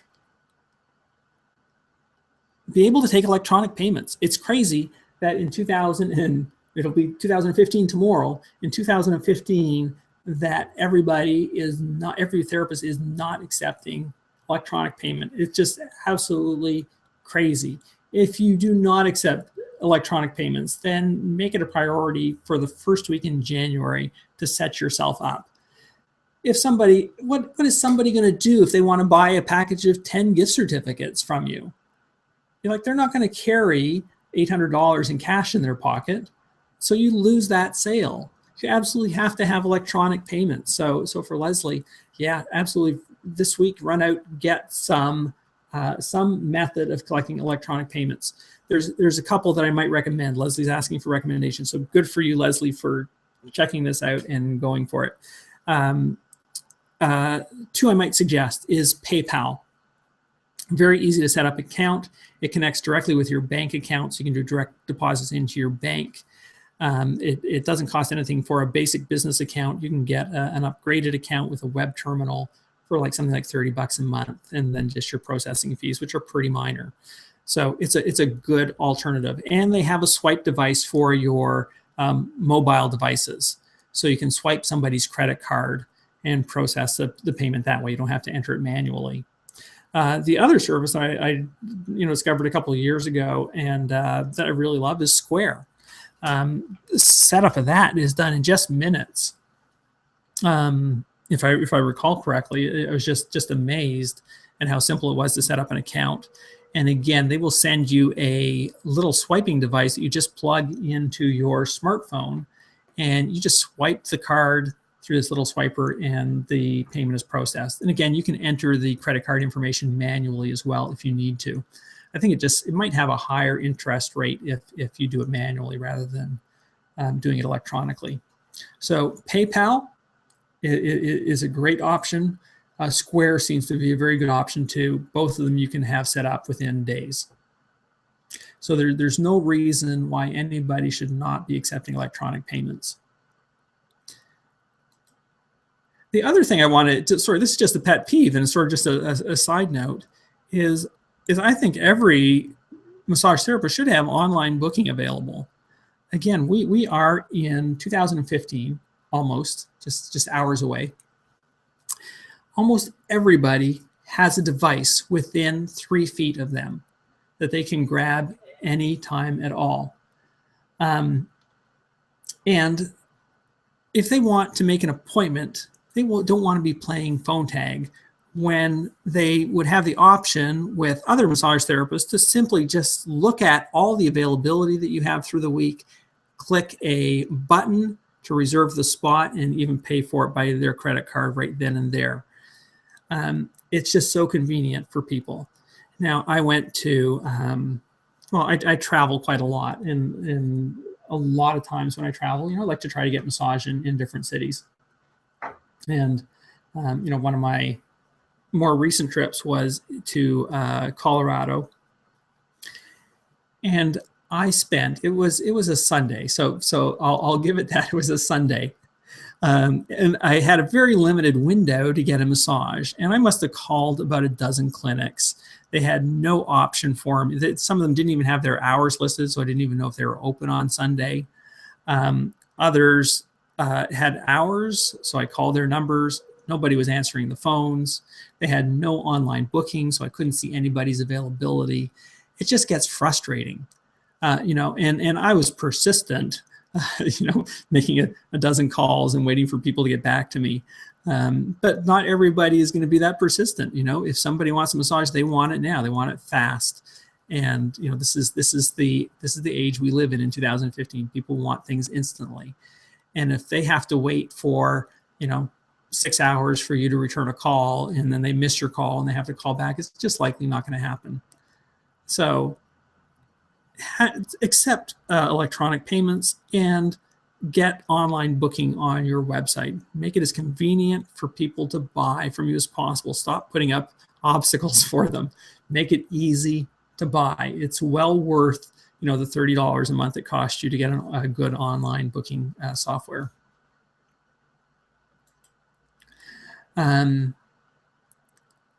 Somebody said, do you know if PayPal works on the ABMP, that's Associated Bodywork and Massage Professional created website? So ABMP offers free websites for all their members. I can't tell you for sure, Leslie. I would have to check, but and you certainly, the ABMP support is phenomenal. If you call them up, well, they're not going to be there tomorrow, call them up on Friday. They'll answer somebody will answer your call within the first few rings, and they will be able to answer that question for you. But you should be able to embed the PayPal code so that people can pay you online that way if they like. Basically, you just go to PayPal. If you want to create a button for a fixed amount, let's say you want someone to buy a gift certificate, you're selling gift certificates, and they're $60 for an hour gift certificate, then you just basically create a buy button within PayPal by just filling in, just basically little boxes and drop downs. You create this button. It gives you a piece of code. You just take that code and you copy and paste it into your website wherever you want that buy button to appear. And I think if I remember correctly, and again, Leslie, please check with ABMP and they'll answer your question, but I believe you can take a look at the source view of any web page and insert the code in any web page on their builder.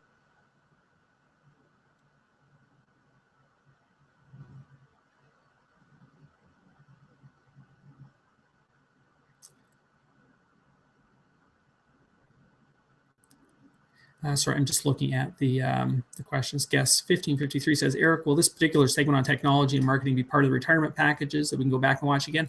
Yeah, so all of this is going to be recorded today. You can come back and watch this, and I will support you getting through this material. So I'm not going to, I'm giving up my massage license today.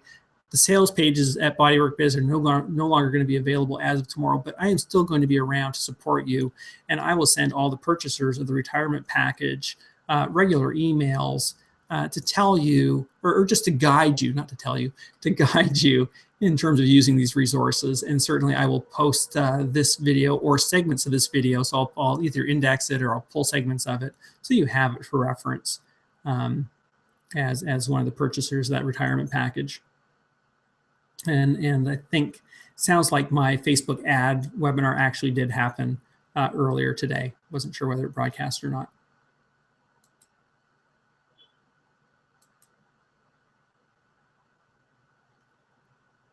Mrs. Wing says, I love the handle. It'll be interesting. Do we know how much it'll cost to use Facebook for business? I've started creating a page and had to put it off now. I wonder what to do now. Creating a Facebook business page is free. It doesn't cost you anything to create a page and fill it out completely, and I would suggest you do that. What's different in Facebook in 2015 is that when you post your business page, what would happen in the past is that that post would appear on the not on the timelines, sorry, I keep getting them mixed up, in the news feeds of people who liked your page. So if I put up a post on my Facebook business page that said, you know, I'm having a special this week on 90-minute massages, you know, book an hour and get a half hour free, that would show up in the news feeds of people that liked my page. Now that's been slowly decreasing over time, and Facebook has said now in 2015, posts you put on your business page are not going to show up at all in people's news feeds. So the business page is free. So go ahead and create your business page, Mrs. Wings, in Facebook. But to have your posts displayed in people's news feeds, you need to pay. And it will literally be, if you do a cost per click basis in Facebook ads, it literally will just cost you dollars to display that to your Facebook fans, or again, your existing audience if you create, or your existing clients if you create a custom audience.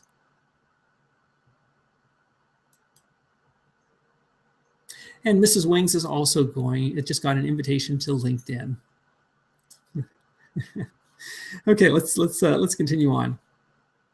Let's talk about Google Plus for a minute, because it's often been the comparison. When it was launched, people always talked about it as being Google's Facebook.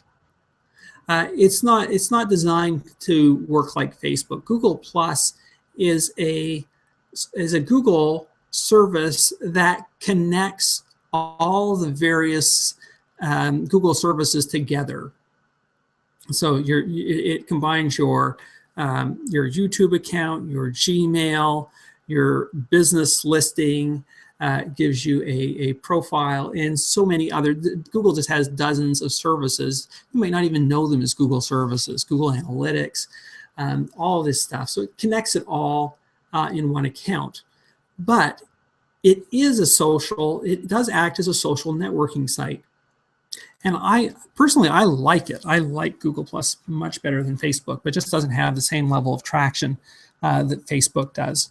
But it was designed from the ground up in a very smart way. Just like I love Gmail. It's a very different way of. It's very different than traditional Gmail, but it makes sense. It works. So if email was reinvented from scratch, that's Gmail. If social networking is reinvented from scratch, it's Google Plus.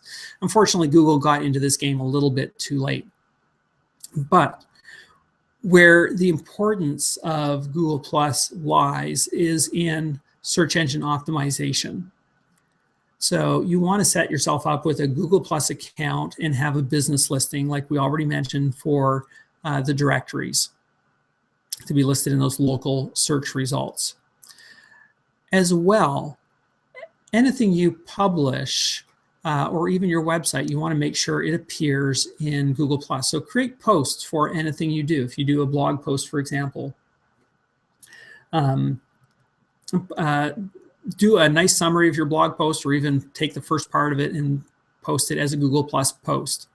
And this is just like it's like Facebook in that it's just a sort of micro blogging platform. If that probably doesn't help clarify things at all, does it?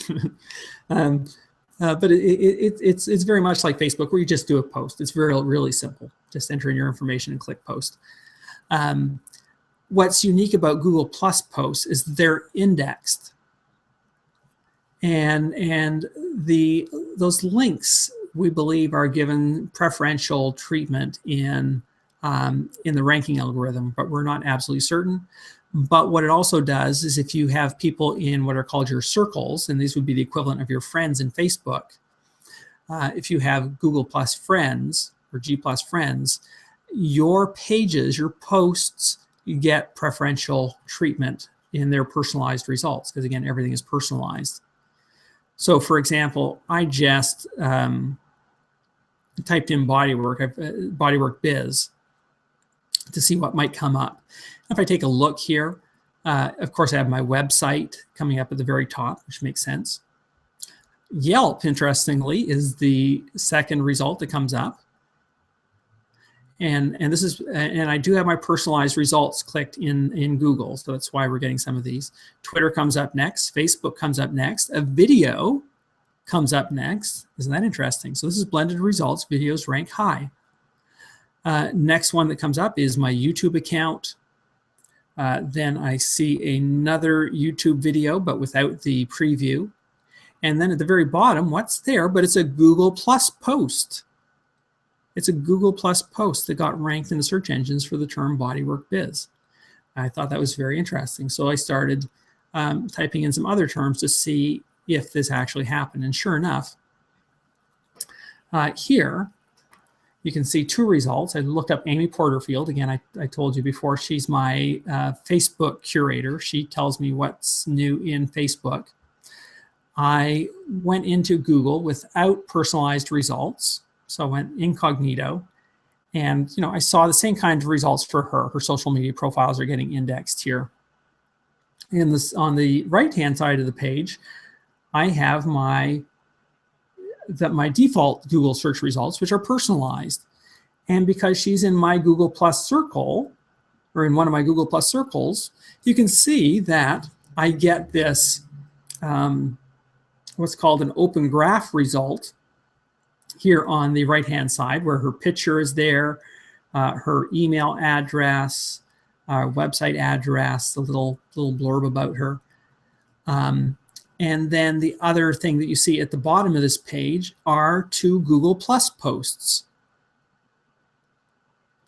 So if you develop your Google+ friends, if they are in your circles, then when they do a search for something that's related to massage, your business, your name, your Google+ posts are very likely to show up in the search engine results because of these personalized results. Yeah, so there's just a close-up of those. And you can put pretty much as many words as you want in a post. So you could even copy your entire blog post into a Google+ post, and it just gives you sort of more ranking juice. Okay, so those are some of the big players, the ones that you need to pay attention to. There are literally dozens and dozens of social media and Web 2.0 sites that you can use. What you want to do is put your efforts where they're going to have the biggest bang, and it's on these big sites where you're going to get that.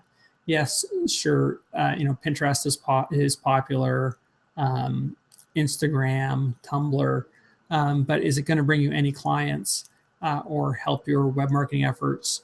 Probably not very significantly. And your time is better spent. Your time would be better spent knocking on doors from business owners or residences around your clinic. So those are some of the changes that are happening in web marketing in 2015. this will be available to review. I'll make sure this is posted at probably within the next week within the resource center at BodyworkBiz, and you'll be able to see that if you have the retirement package. Okay, I need a little bit of a break. I was going to go to 9:30. Do I have people in the chat room still? Yeah, I still have 40 people in the chat room.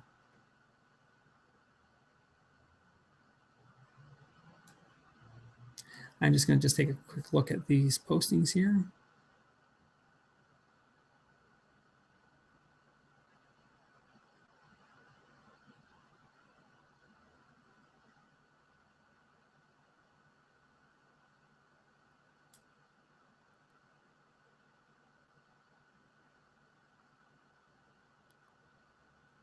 Okay. So I see, I don't think that this is, I think there's 38 people that are logged in the chat room. There might be other people on this page as well that are not in the chat room. So maybe I'll continue for another hour. I need to take just a short break. If there is any last things I can help you with, by all means, please ask the questions in the chat, and I'll come and check that. And I'm just going to check the questions that have been submitted as I have a quick little drink here. And I'm going to play a video. I'm not sure what video I'm going to play. Let's see what I have here.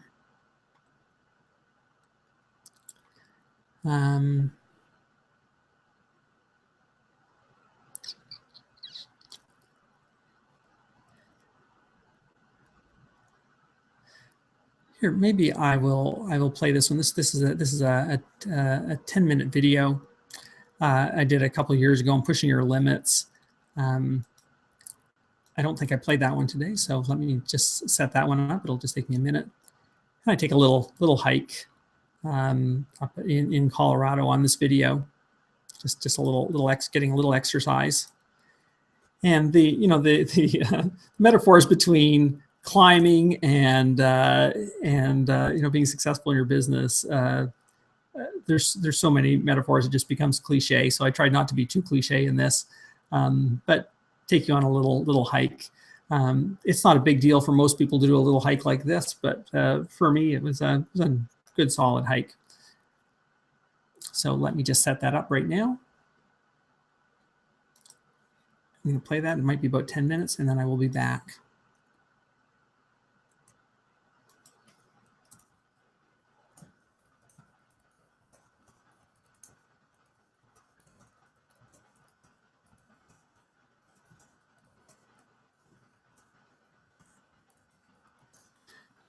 Have any questions, again, just submit them in the chat or use the submit question button, and I will get to more of those as soon as I get back. Okay, see you soon.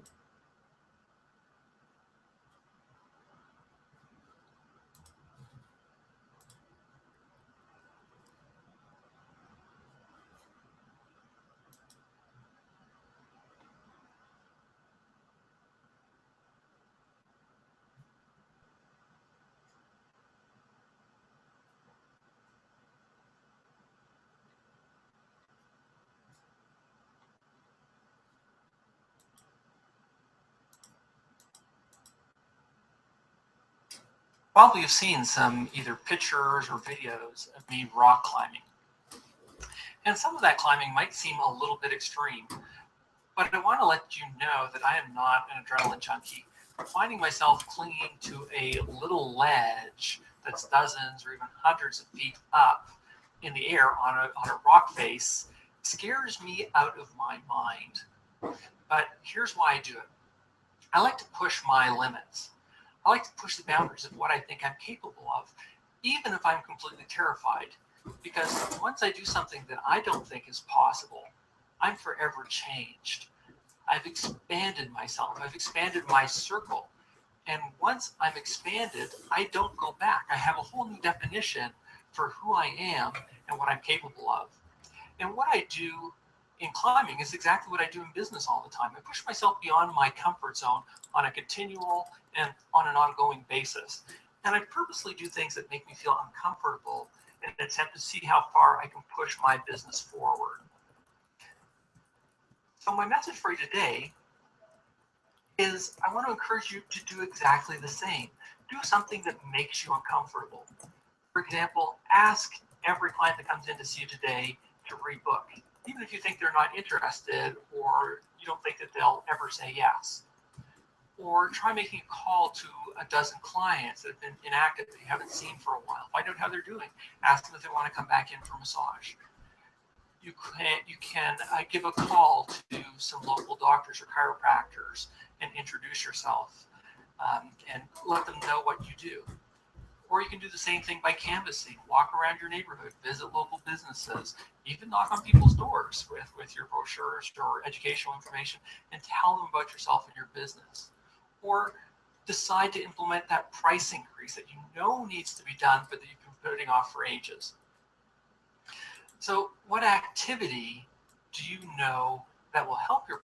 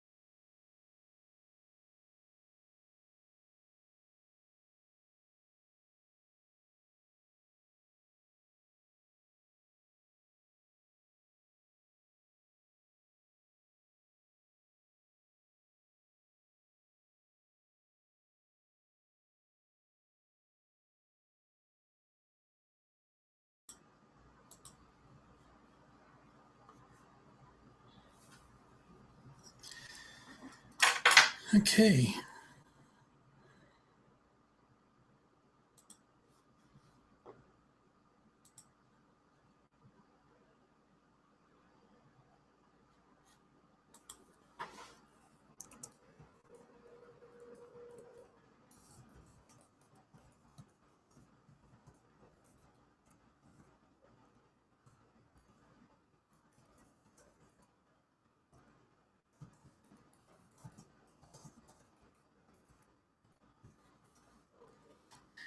Hey, welcome back, everyone. Or I guess I'm welcoming myself back. I'm the one that's coming back. You guys are already here. Okay, so we'll spend a little bit longer, and then I'm going to call it a day. It's been a long day. I'm tired of talking and tired of hearing my voice, and I'm sure you are too. But I want to thank you all for spending the day with me. It's been a lot of fun. I loved having my guests here today. It's been an awesome day. Okay, so I'm just going to go through some of the questions. There's still quite a few. We sort of covered a lot of them already. So I'm gonna be taking a look at, you're gonna see me looking down a lot as I try to answer some of these questions here. I'm not gonna be looking at you through the camera.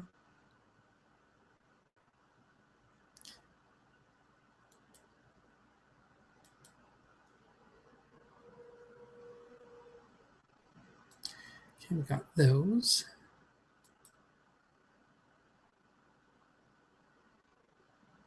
Okay, so still people asking, still some people asking about the availability of the materials. Again, the sales pages are going to close tomorrow. I'm going to have my developer start taking all that out of the navigation.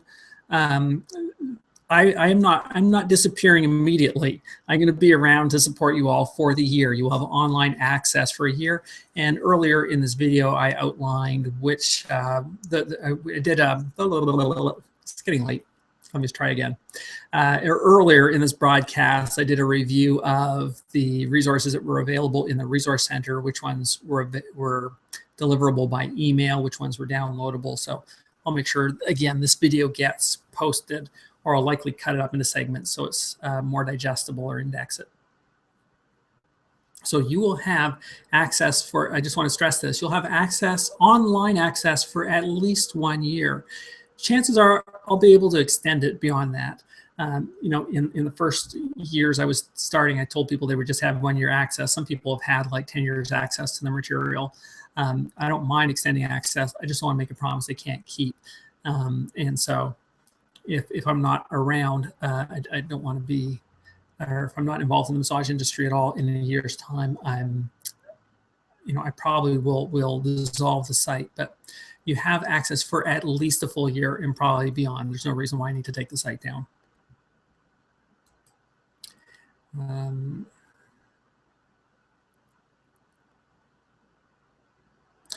Okay, so someone here did massage for 16 years, then retired for a few years, and now they've decided to come out of retirement. Any suggestions on how to make a splash when coming back? Do any of your courses address this? And Wendy did buy the package. Yes, Wendy, absolutely. Always, if you want fast results, 60 clients in 60 days. The reason I like it, super simple to follow. Doesn't require any skills at all. Really, if you can talk and you can walk and breathe, you can do this strategy. So it's that simple. It's conceptually, it's very simple. It's easy to implement. It doesn't require that you sell. And it builds your practice fast. It actually works. If you just go to the BodyworkBiz site and take a look at the 60 clients in 60 days sales page and just look at some of the audio or listen to some of the audio testimonials or read some of the testimonials or some of the snippets I took out of the chat room, not the chat room, the discussion list, just see the impact it's had on people's practices. It's unbelievable. So if you are struggling in your practice, if you have time available that you need to fill, this goes for everybody. I would suggest doing the 60 clients in 60 days program. If you really need to fill your practice, use it exactly as I outlined. If you already have a good client base and you just need to bump up the numbers a little bit, then moderate its implementation. You don't need to implement it full out. But that's the best way, and literally you can fill your practice in a couple months. It doesn't take years. Someone says, can you suggest some ways to draw clients to remote out-of-the-way locations, either spa or home-based? I don't know if I answered this one already. No, I don't have any suggestions. Go where people are. That's how you're going to be busiest. People will, one of the primary buying criteria is that you are in their area, you're accessible to them. So people are not going to travel miles and miles to see you. It's just not convenient for them. Especially when they can get the service from someone that's just down the street. The only way you can make that work is if you have some really strong in-demand specialty. But my suggestion is just you travel into town or to a more populous area and work from there.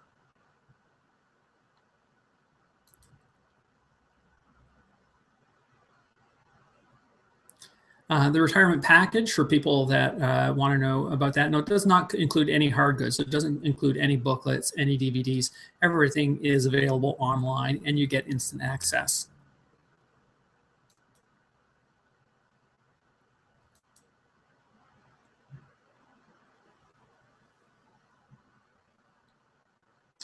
How do you come up with pricing for a one-day continuing ed class?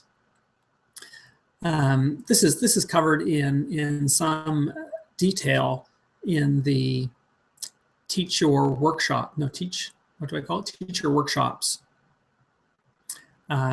Teach Your Own Workshops e-course. I cover pricing in there. Essentially, again, I mentioned, we talked about pricing of massage services. Pricing is a very subjective thing. I've even gone to a 3-day pricing workshops to try to get some clarity in terms of approaches or systems for pricing. And basically, you want to, it's really not a very hard science. You price it at what you think people will pay. And target your course to the people that can afford to pay. In the case with continuing education classes, I honestly, I just don't have a suggestion. It can be all over the map depending on what you're teaching, how in demand it is, how specialized your knowledge is considered, the reputation you have in the industry. Just depends on so many factors. There's no real simple answer for that. You can take a look at what other CE providers charge in your area, but just use that as a very rough guideline. Don't price just because others are pricing at that level.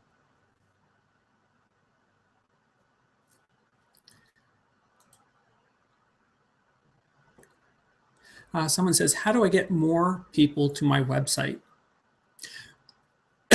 Excuse me.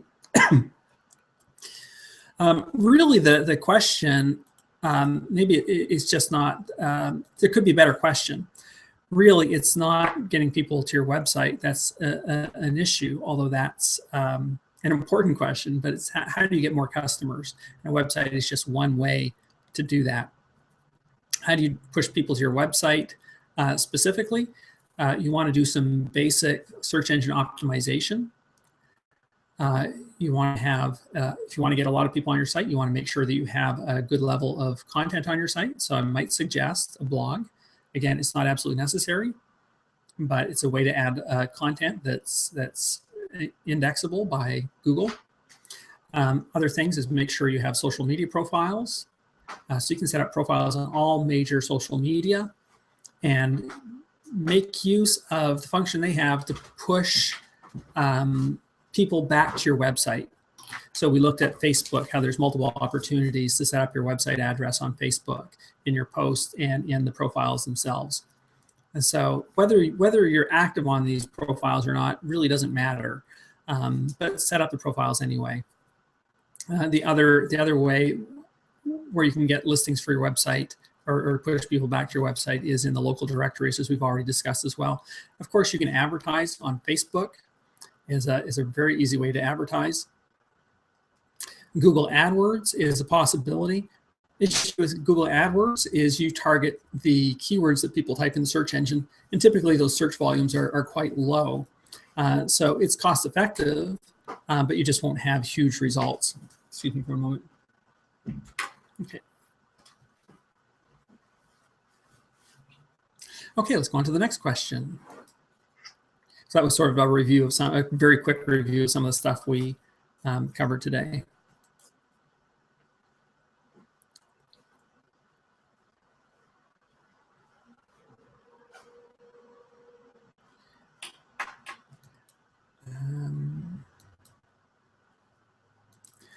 This was asked earlier. But the retirement package for $199, you get all those courses. It's not just one out of the package. You get the whole thing. I'm not sure if you're still online, Chris.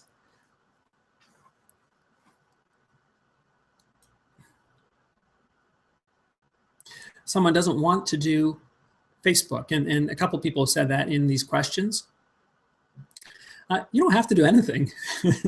You're not the boss of me. You don't have to do anything at all. So if Facebook really is not your thing, if you really don't like to do it and don't want to do it, then don't. It's an effective vehicle because so many people are on there, and especially in terms of advertising vehicles, it's particularly effective.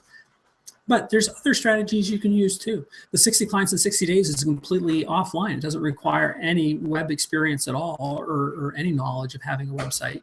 And it's one of the most effective strategies that I know of to build your practice fast. So just because a strategy exists doesn't mean you have to do it. Choose the strategies that resonate best with you, that you think are going to get you a good result, and work those strategies to the full. You don't have to do a lot of different stuff. Stay focused on the things that you enjoy doing and that are working for you.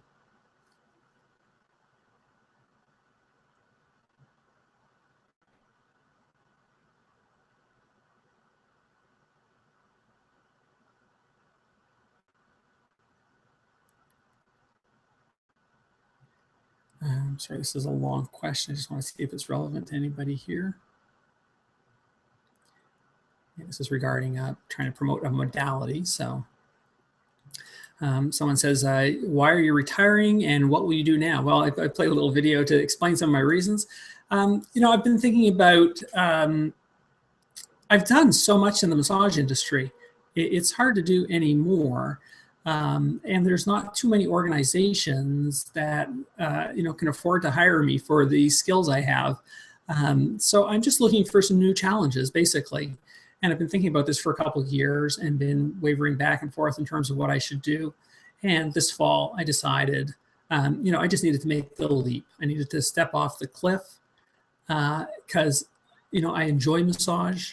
I think we provide a much needed service for our society in terms of much needed touch. So my mission has been to make touch a positive social value. I think that we live in an age of stress and anxiety, and massage is a perfect antidote for that. So, massage is important to me. It's been my mission. It's been my identity for 26 years. And because I like it so much, because I believe in its value so much, I've had a hard time sort of leaving the industry to sort of satisfy some other parts of myself, to challenge myself in other ways. So I figured that unless I just leaped off the cliff, I would just keep tiptoeing around in the massage field. So I'm giving up my license as of tonight. In 2.5 hours, I will no longer be a massage therapist after 26 years. The BodyworkBiz sales pages are closing down. I've already closed down my clinics. I'm no longer in private practice either. I closed down my massage school. So it's just been a gradual evolution, and these are the last steps. So again, the transition will continue. People are skeptical that I'm going to leave, but I am on my way out, and I just needed to sort of just cut ties, cut this identity, so I can move on. So that's the short answer there.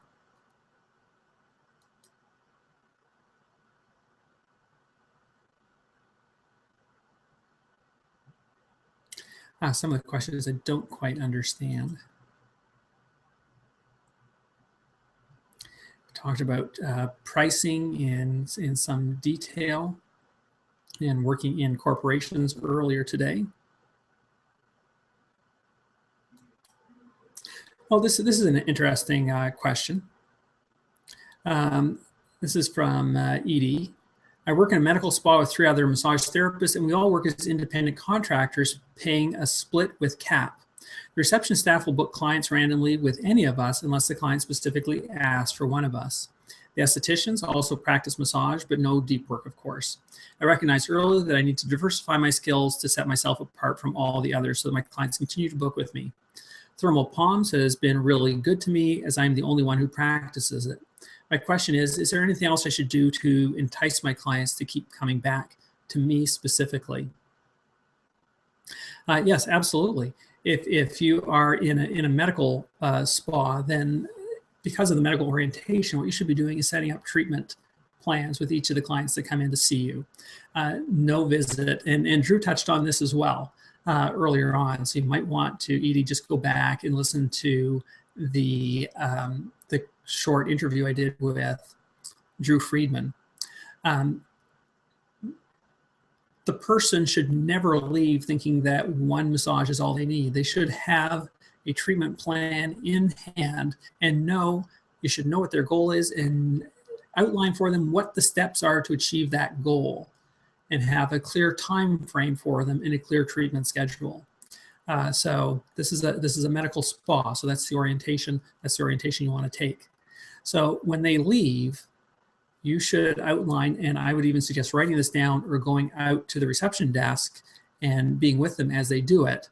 But at the very least, write down a prescription, and you might even want to buy a prescription pad or have a prescription pad printed with your name on it. Just for it seems like a small thing, but in a service, with a service, what we're selling is something that's intangible.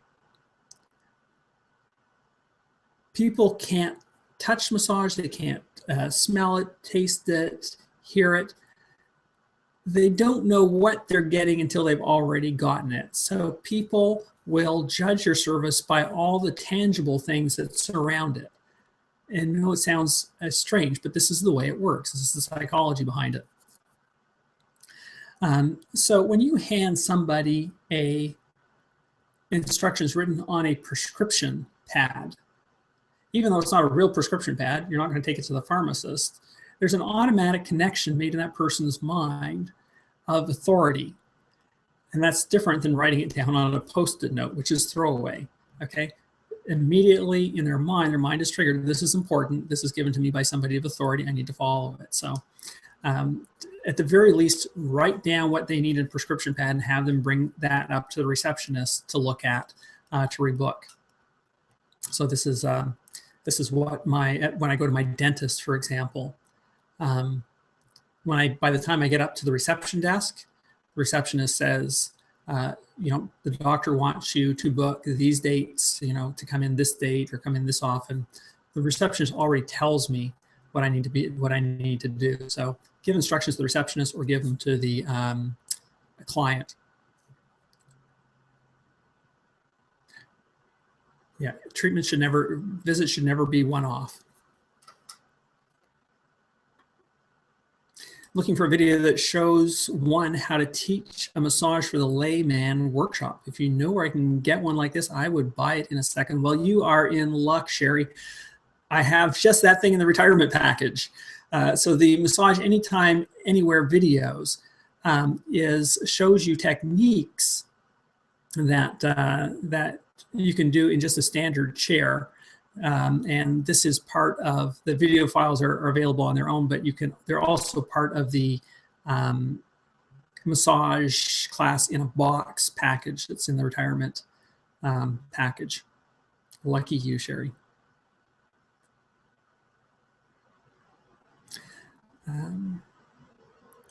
Okay, here's one from Andre. I know, Andre, you've been on earlier, and I'm not sure if you're still on. Andre is totally blind. He's been practicing for about 3.5 years, and a few quick questions. I'm beginning to work on building my own practice. What do you feel would be the best way for me to gain a brand new client? Let's say to gain my first client. How could I make being totally blind an advantage in gaining clients, even if I don't necessarily feel that confident myself that it is an advantage, especially when it comes to anatomy or kinesiology. So this is a very interesting situation. Now, Andre has what could be considered a disability. In this profession, I think it's a real advantage. Now, I don't know the truth, so this is a myth. I may be perpetuating it, but in some cultures, the blind are taught to do massage because it maintains modesty. When people have to take their clothes off. And I think probably most people have heard that kind of thing in the past, whether it's true or not. And I think, this is just conjecture, but I think it's a real advantage. I think people would feel comfortable. They're going to believe that because you have no sight, that your other senses are more acute, which could be true or not. I'm sure it is. You become very much more aware of your other senses. So you probably have a much more acute sense for palpation, not being able to actually see the tissues. And so I would actually emphasize those kinds of elements in my advertising. I do not think you have a disability at all. I think this is a fabulous asset to you in this profession. What's the best way for Andre to gain a brand new client? Let's say the first one. Again, I'll just go back to it again. The give to get strategy that's outlined in the 60 Clients in 60 Days program requires absolutely no skill, super effective. I just can't say enough about that one. So that's a very interesting scenario, Andre, and you can do very well in positioning yourself as the blind therapist. People will remember you simply because you're blind. One of the very first things you have to do in marketing anything is get people's attention, and you're different, and that's great. That's great because that's going to grab people's attention. And that's the first step in getting them into your practice. So not a disability at all in terms of practicing.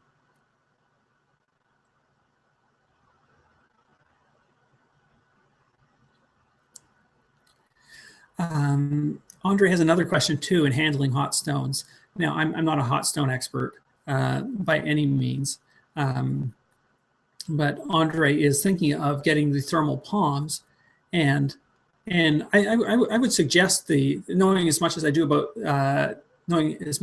about hot stone massage, thermal palms will be much easier for you to deal with if you have vision issues.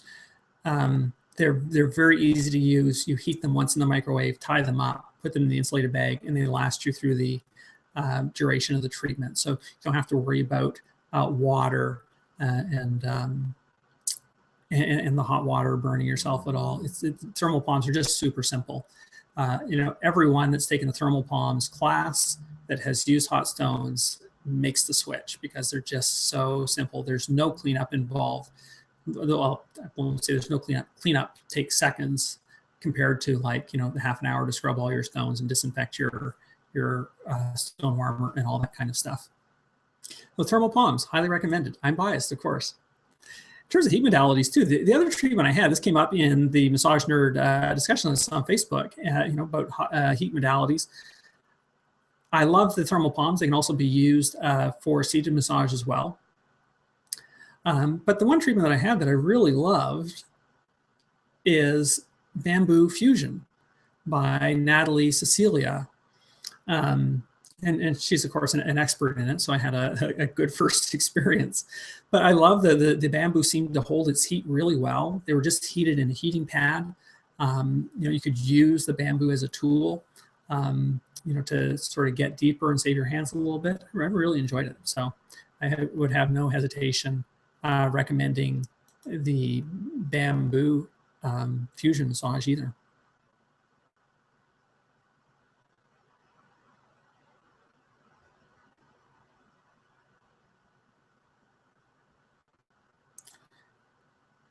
Okay, Courtney is asking about maternity leave, just letting us know that there's nothing in the oven yet.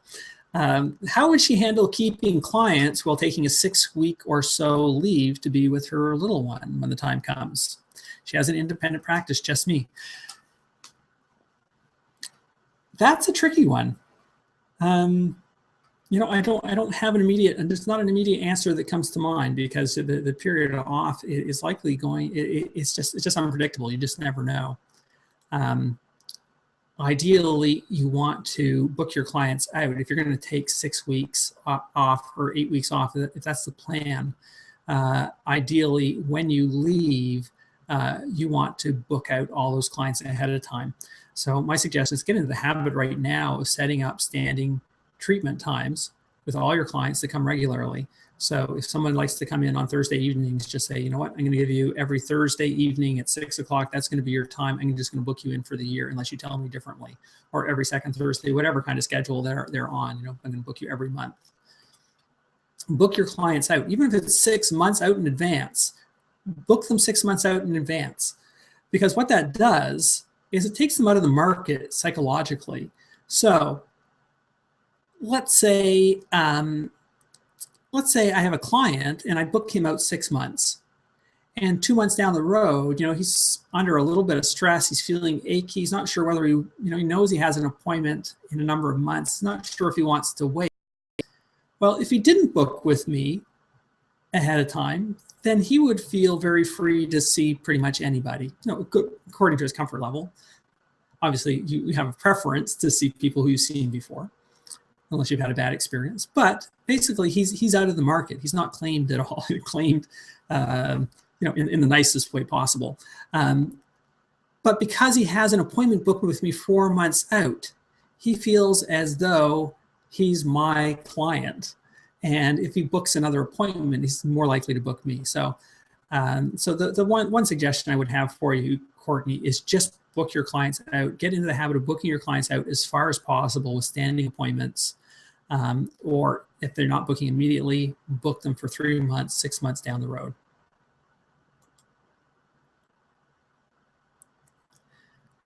Renald wants some pointers on advertising. What are some ideas that I could use to draw in more business? It's important that we make a distinction between marketing and advertising. Advertising is a very specific element of marketing. It's publishing information about your business in either printed form or not a visual form. So in papers, magazines, TV, radio, billboards, that kind of thing. Advertising is generally not very effective. So I wouldn't do advertising per se. Again, I've mentioned a few times, Facebook advertising can be very effective because of the targeting and reach you have.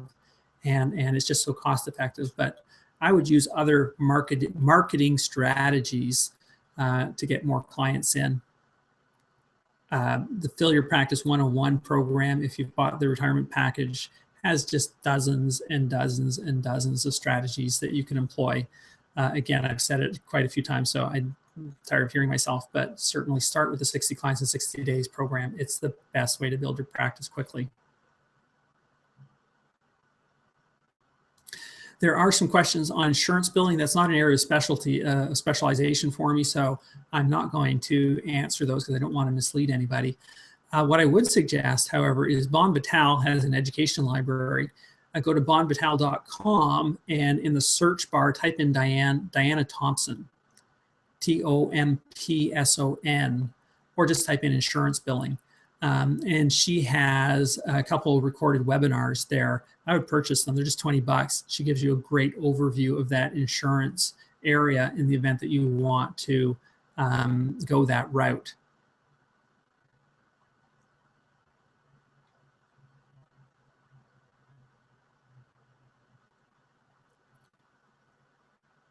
Are you guys still with me? Let me just check the chat room and see if there's any activity or any questions there in the chat room.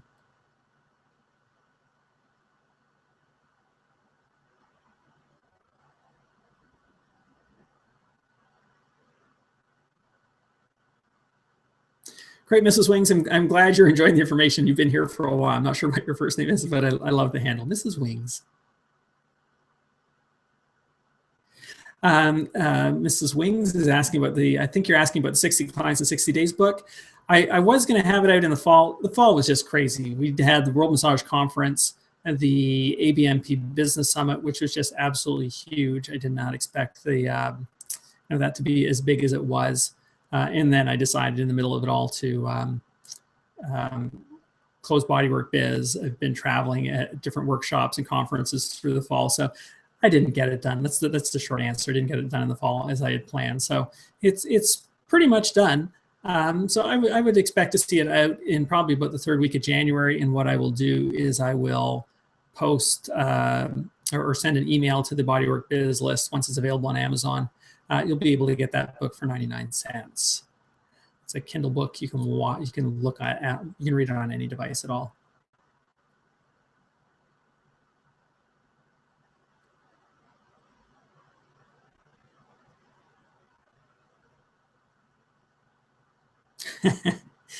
Guest 2839 says, "Hi, Eric, from the New Year's Eve party that awaits you.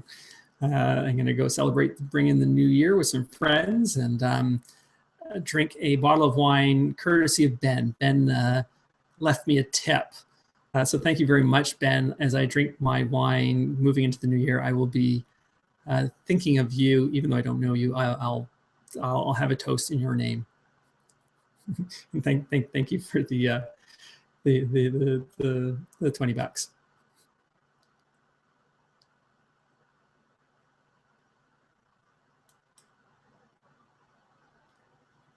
Okay, let me just get a few more questions. I'm fading here, and I'm sure you guys are tired of hearing me too.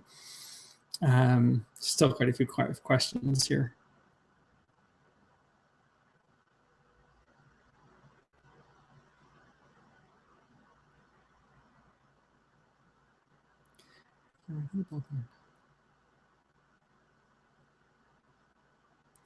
Some of these we've sort of addressed in different ways.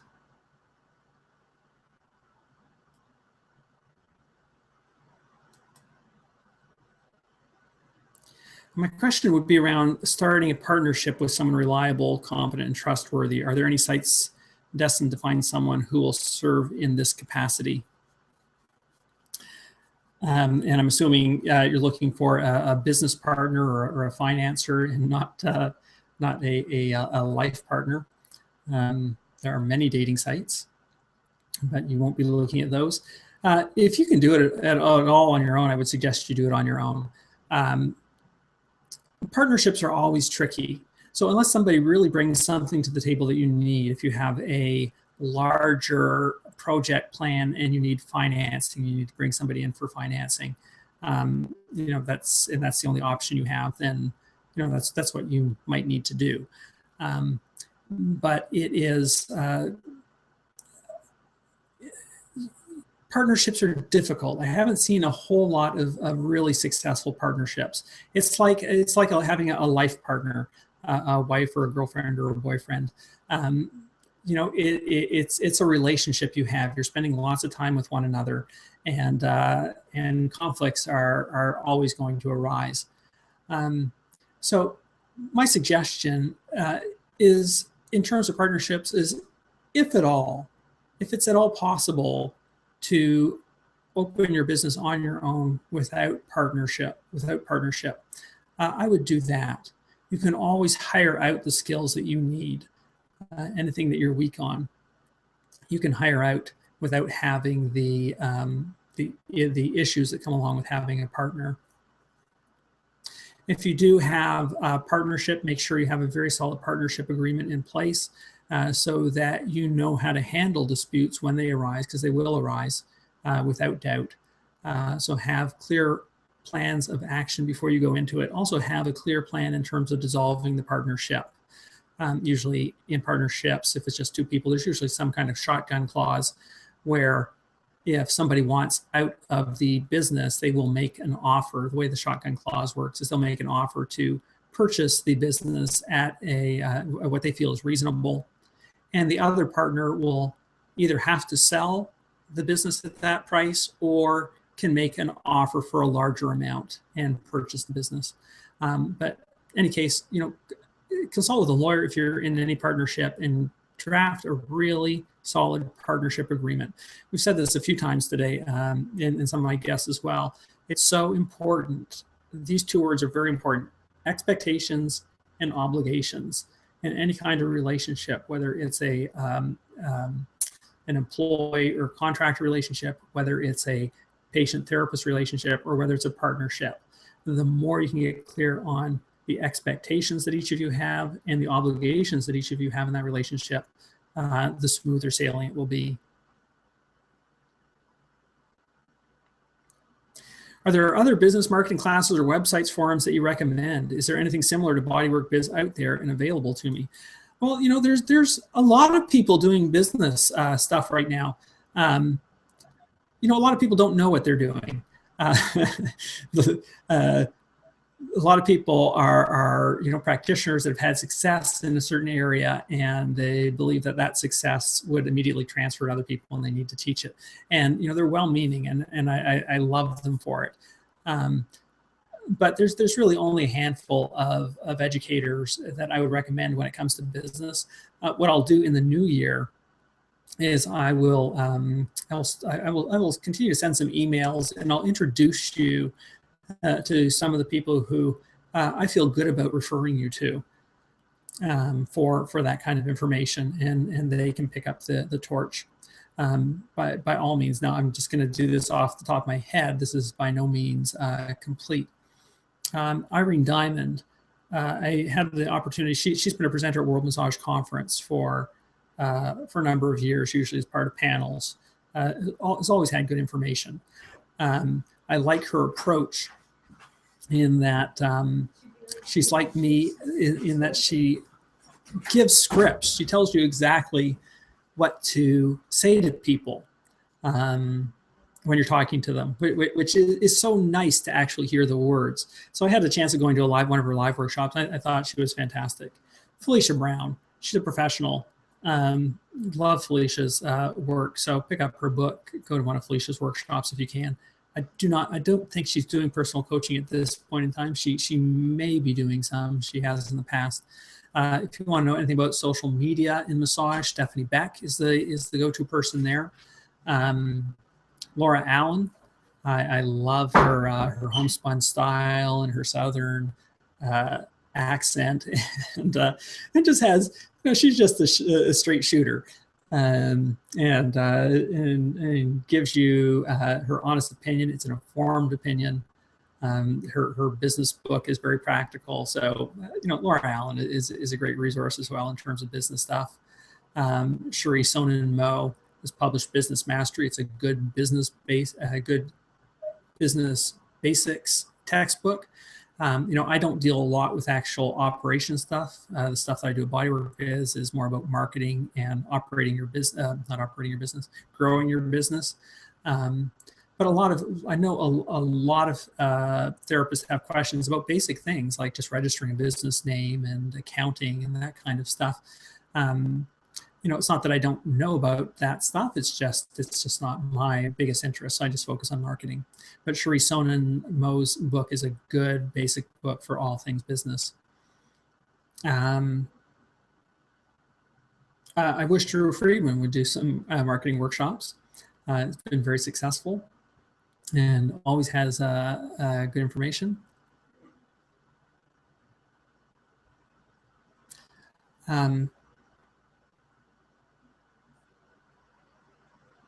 There's some others. Sorry, it's late at night. But what I will do is I will introduce you to people. I will send you emails and introduce you to some of the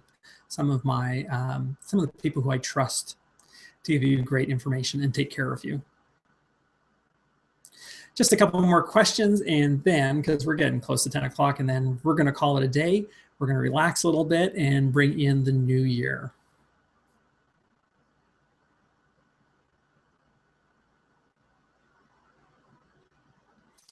More about doctor referrals. Handling no-shows or cancellations. So the question is just how to handle no-shows or cancellations with less than 24 hours notice as per our policy. I wish I could have got Irene online tonight because she has a really, the way she handles it. This is Irene Diamond I'm talking about. I just went to her workshop just a month and a half ago or 2 months ago. She always requires payment up front for treatments. And if you miss your treatment, then you forfeit your payment. So that's certainly one way to do it. I've always had personally, I'll just tell you what I've done personally, because there's a whole variety of approaches you can take to this. I've had a 2 strikes and you're out policy. So basically, and I've done it myself. I've been late for appointments or missed appointments, and it's completely my fault. And I would happily pay the person because I respect their time, and it's only right that I would pay them for missing that appointment. So I know it happens sometimes. It's happened to me. Sometimes you just can't help it. So what I've always had at my clinics is a policy where they get a warning the first time they cancel within 24 hours. And then, they're told that the next time they're going to be charged for their treatment. And that's the policy of the clinic. So it's very clear. So the policy is also made very clear on their first visit as well. They had a policy sheet, and the therapist outlines the policies for them. So it's very clear. So the second time they call in, we charge them for the treatment.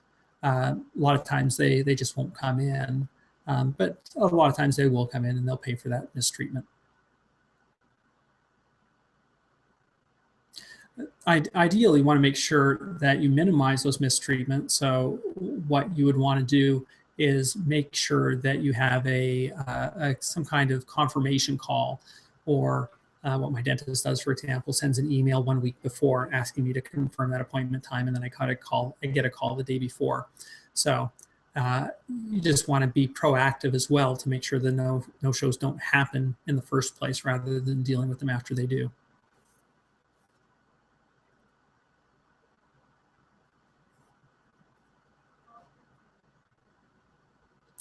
And here's an interesting question, but it's multi-part. So I'll just read it out, and we'll address some of the issues here. And this is by Steph. My schedule is often very full, but sometimes I experience people moving and get some lulls in the action. My reputation in my small town is that I'm too busy to get into. I love the reputation of being super good and super busy. How should I handle this?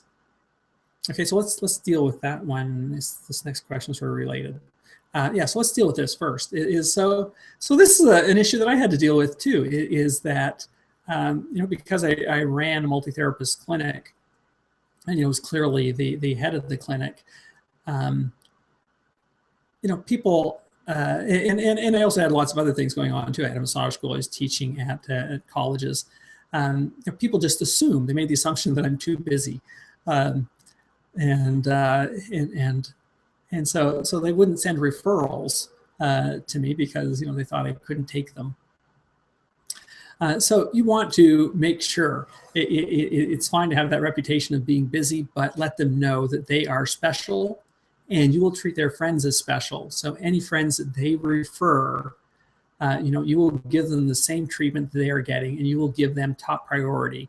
So if you have a full schedule, but if there is any way you can fit them in, so much the better. And then suggest for both the client and anyone they might refer that they can always just make sure to book ahead of time, and I'll make sure you get in.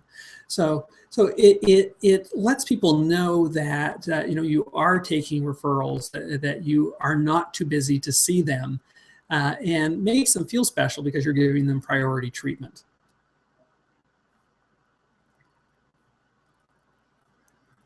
I do the Rolf method of structural integration as well as many other modalities. At times I have a ton of SI work to do, other times barely any. It's my highest rate service, so I'd like to be doing about 30 to 50% of that work. Unlike regular massage, it is a situation where people sign up for 10 or 3 sessions and then are gone for some time. I have a lot of regulars that are not my real preferred type of work. I live in a small town, don't want to blow anyone off, but I would love to move my practice to higher services. Any ideas? Yeah, so position yourself strongly. So it's about positioning. Again, it's about marketing. A small town, you're going to have a more limited market. But make sure that position is very clear in all your advertising.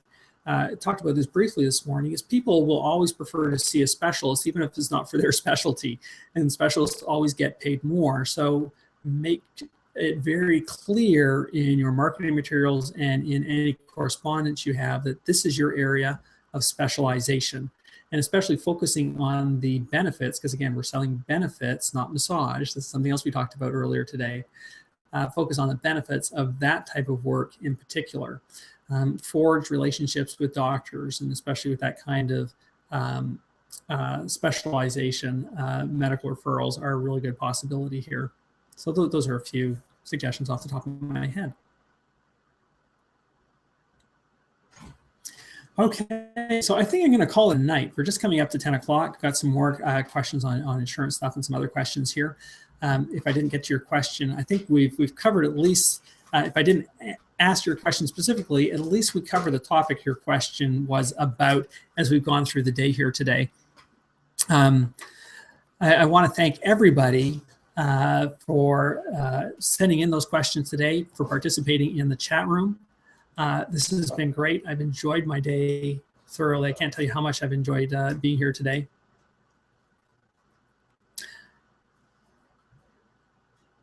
Sorry, I'm just going to take one last quick look in the chat room.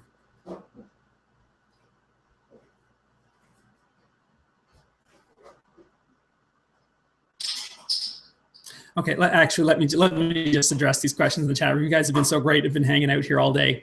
So we have our last hangers on. So I just want to answer these questions for the people that are still here. What would be your opinion of placing an advertisement on a window? Sure, absolutely. Why not? It's space. Use it. Use it to advantage. That's all I can say about that. It's an opportunity. It's easy to put signage in a window. Do it, and that's all I have to say.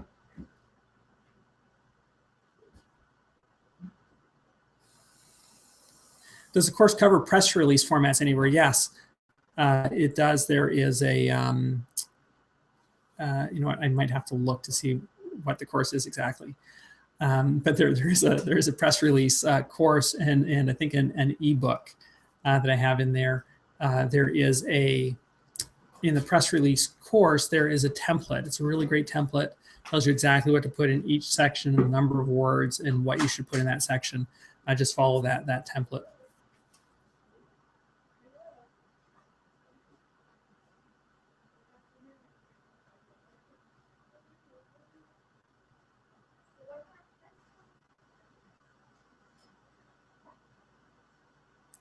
Thank you, GFM Massothérapeute. Merci beaucoup. Thank you for the well wishes.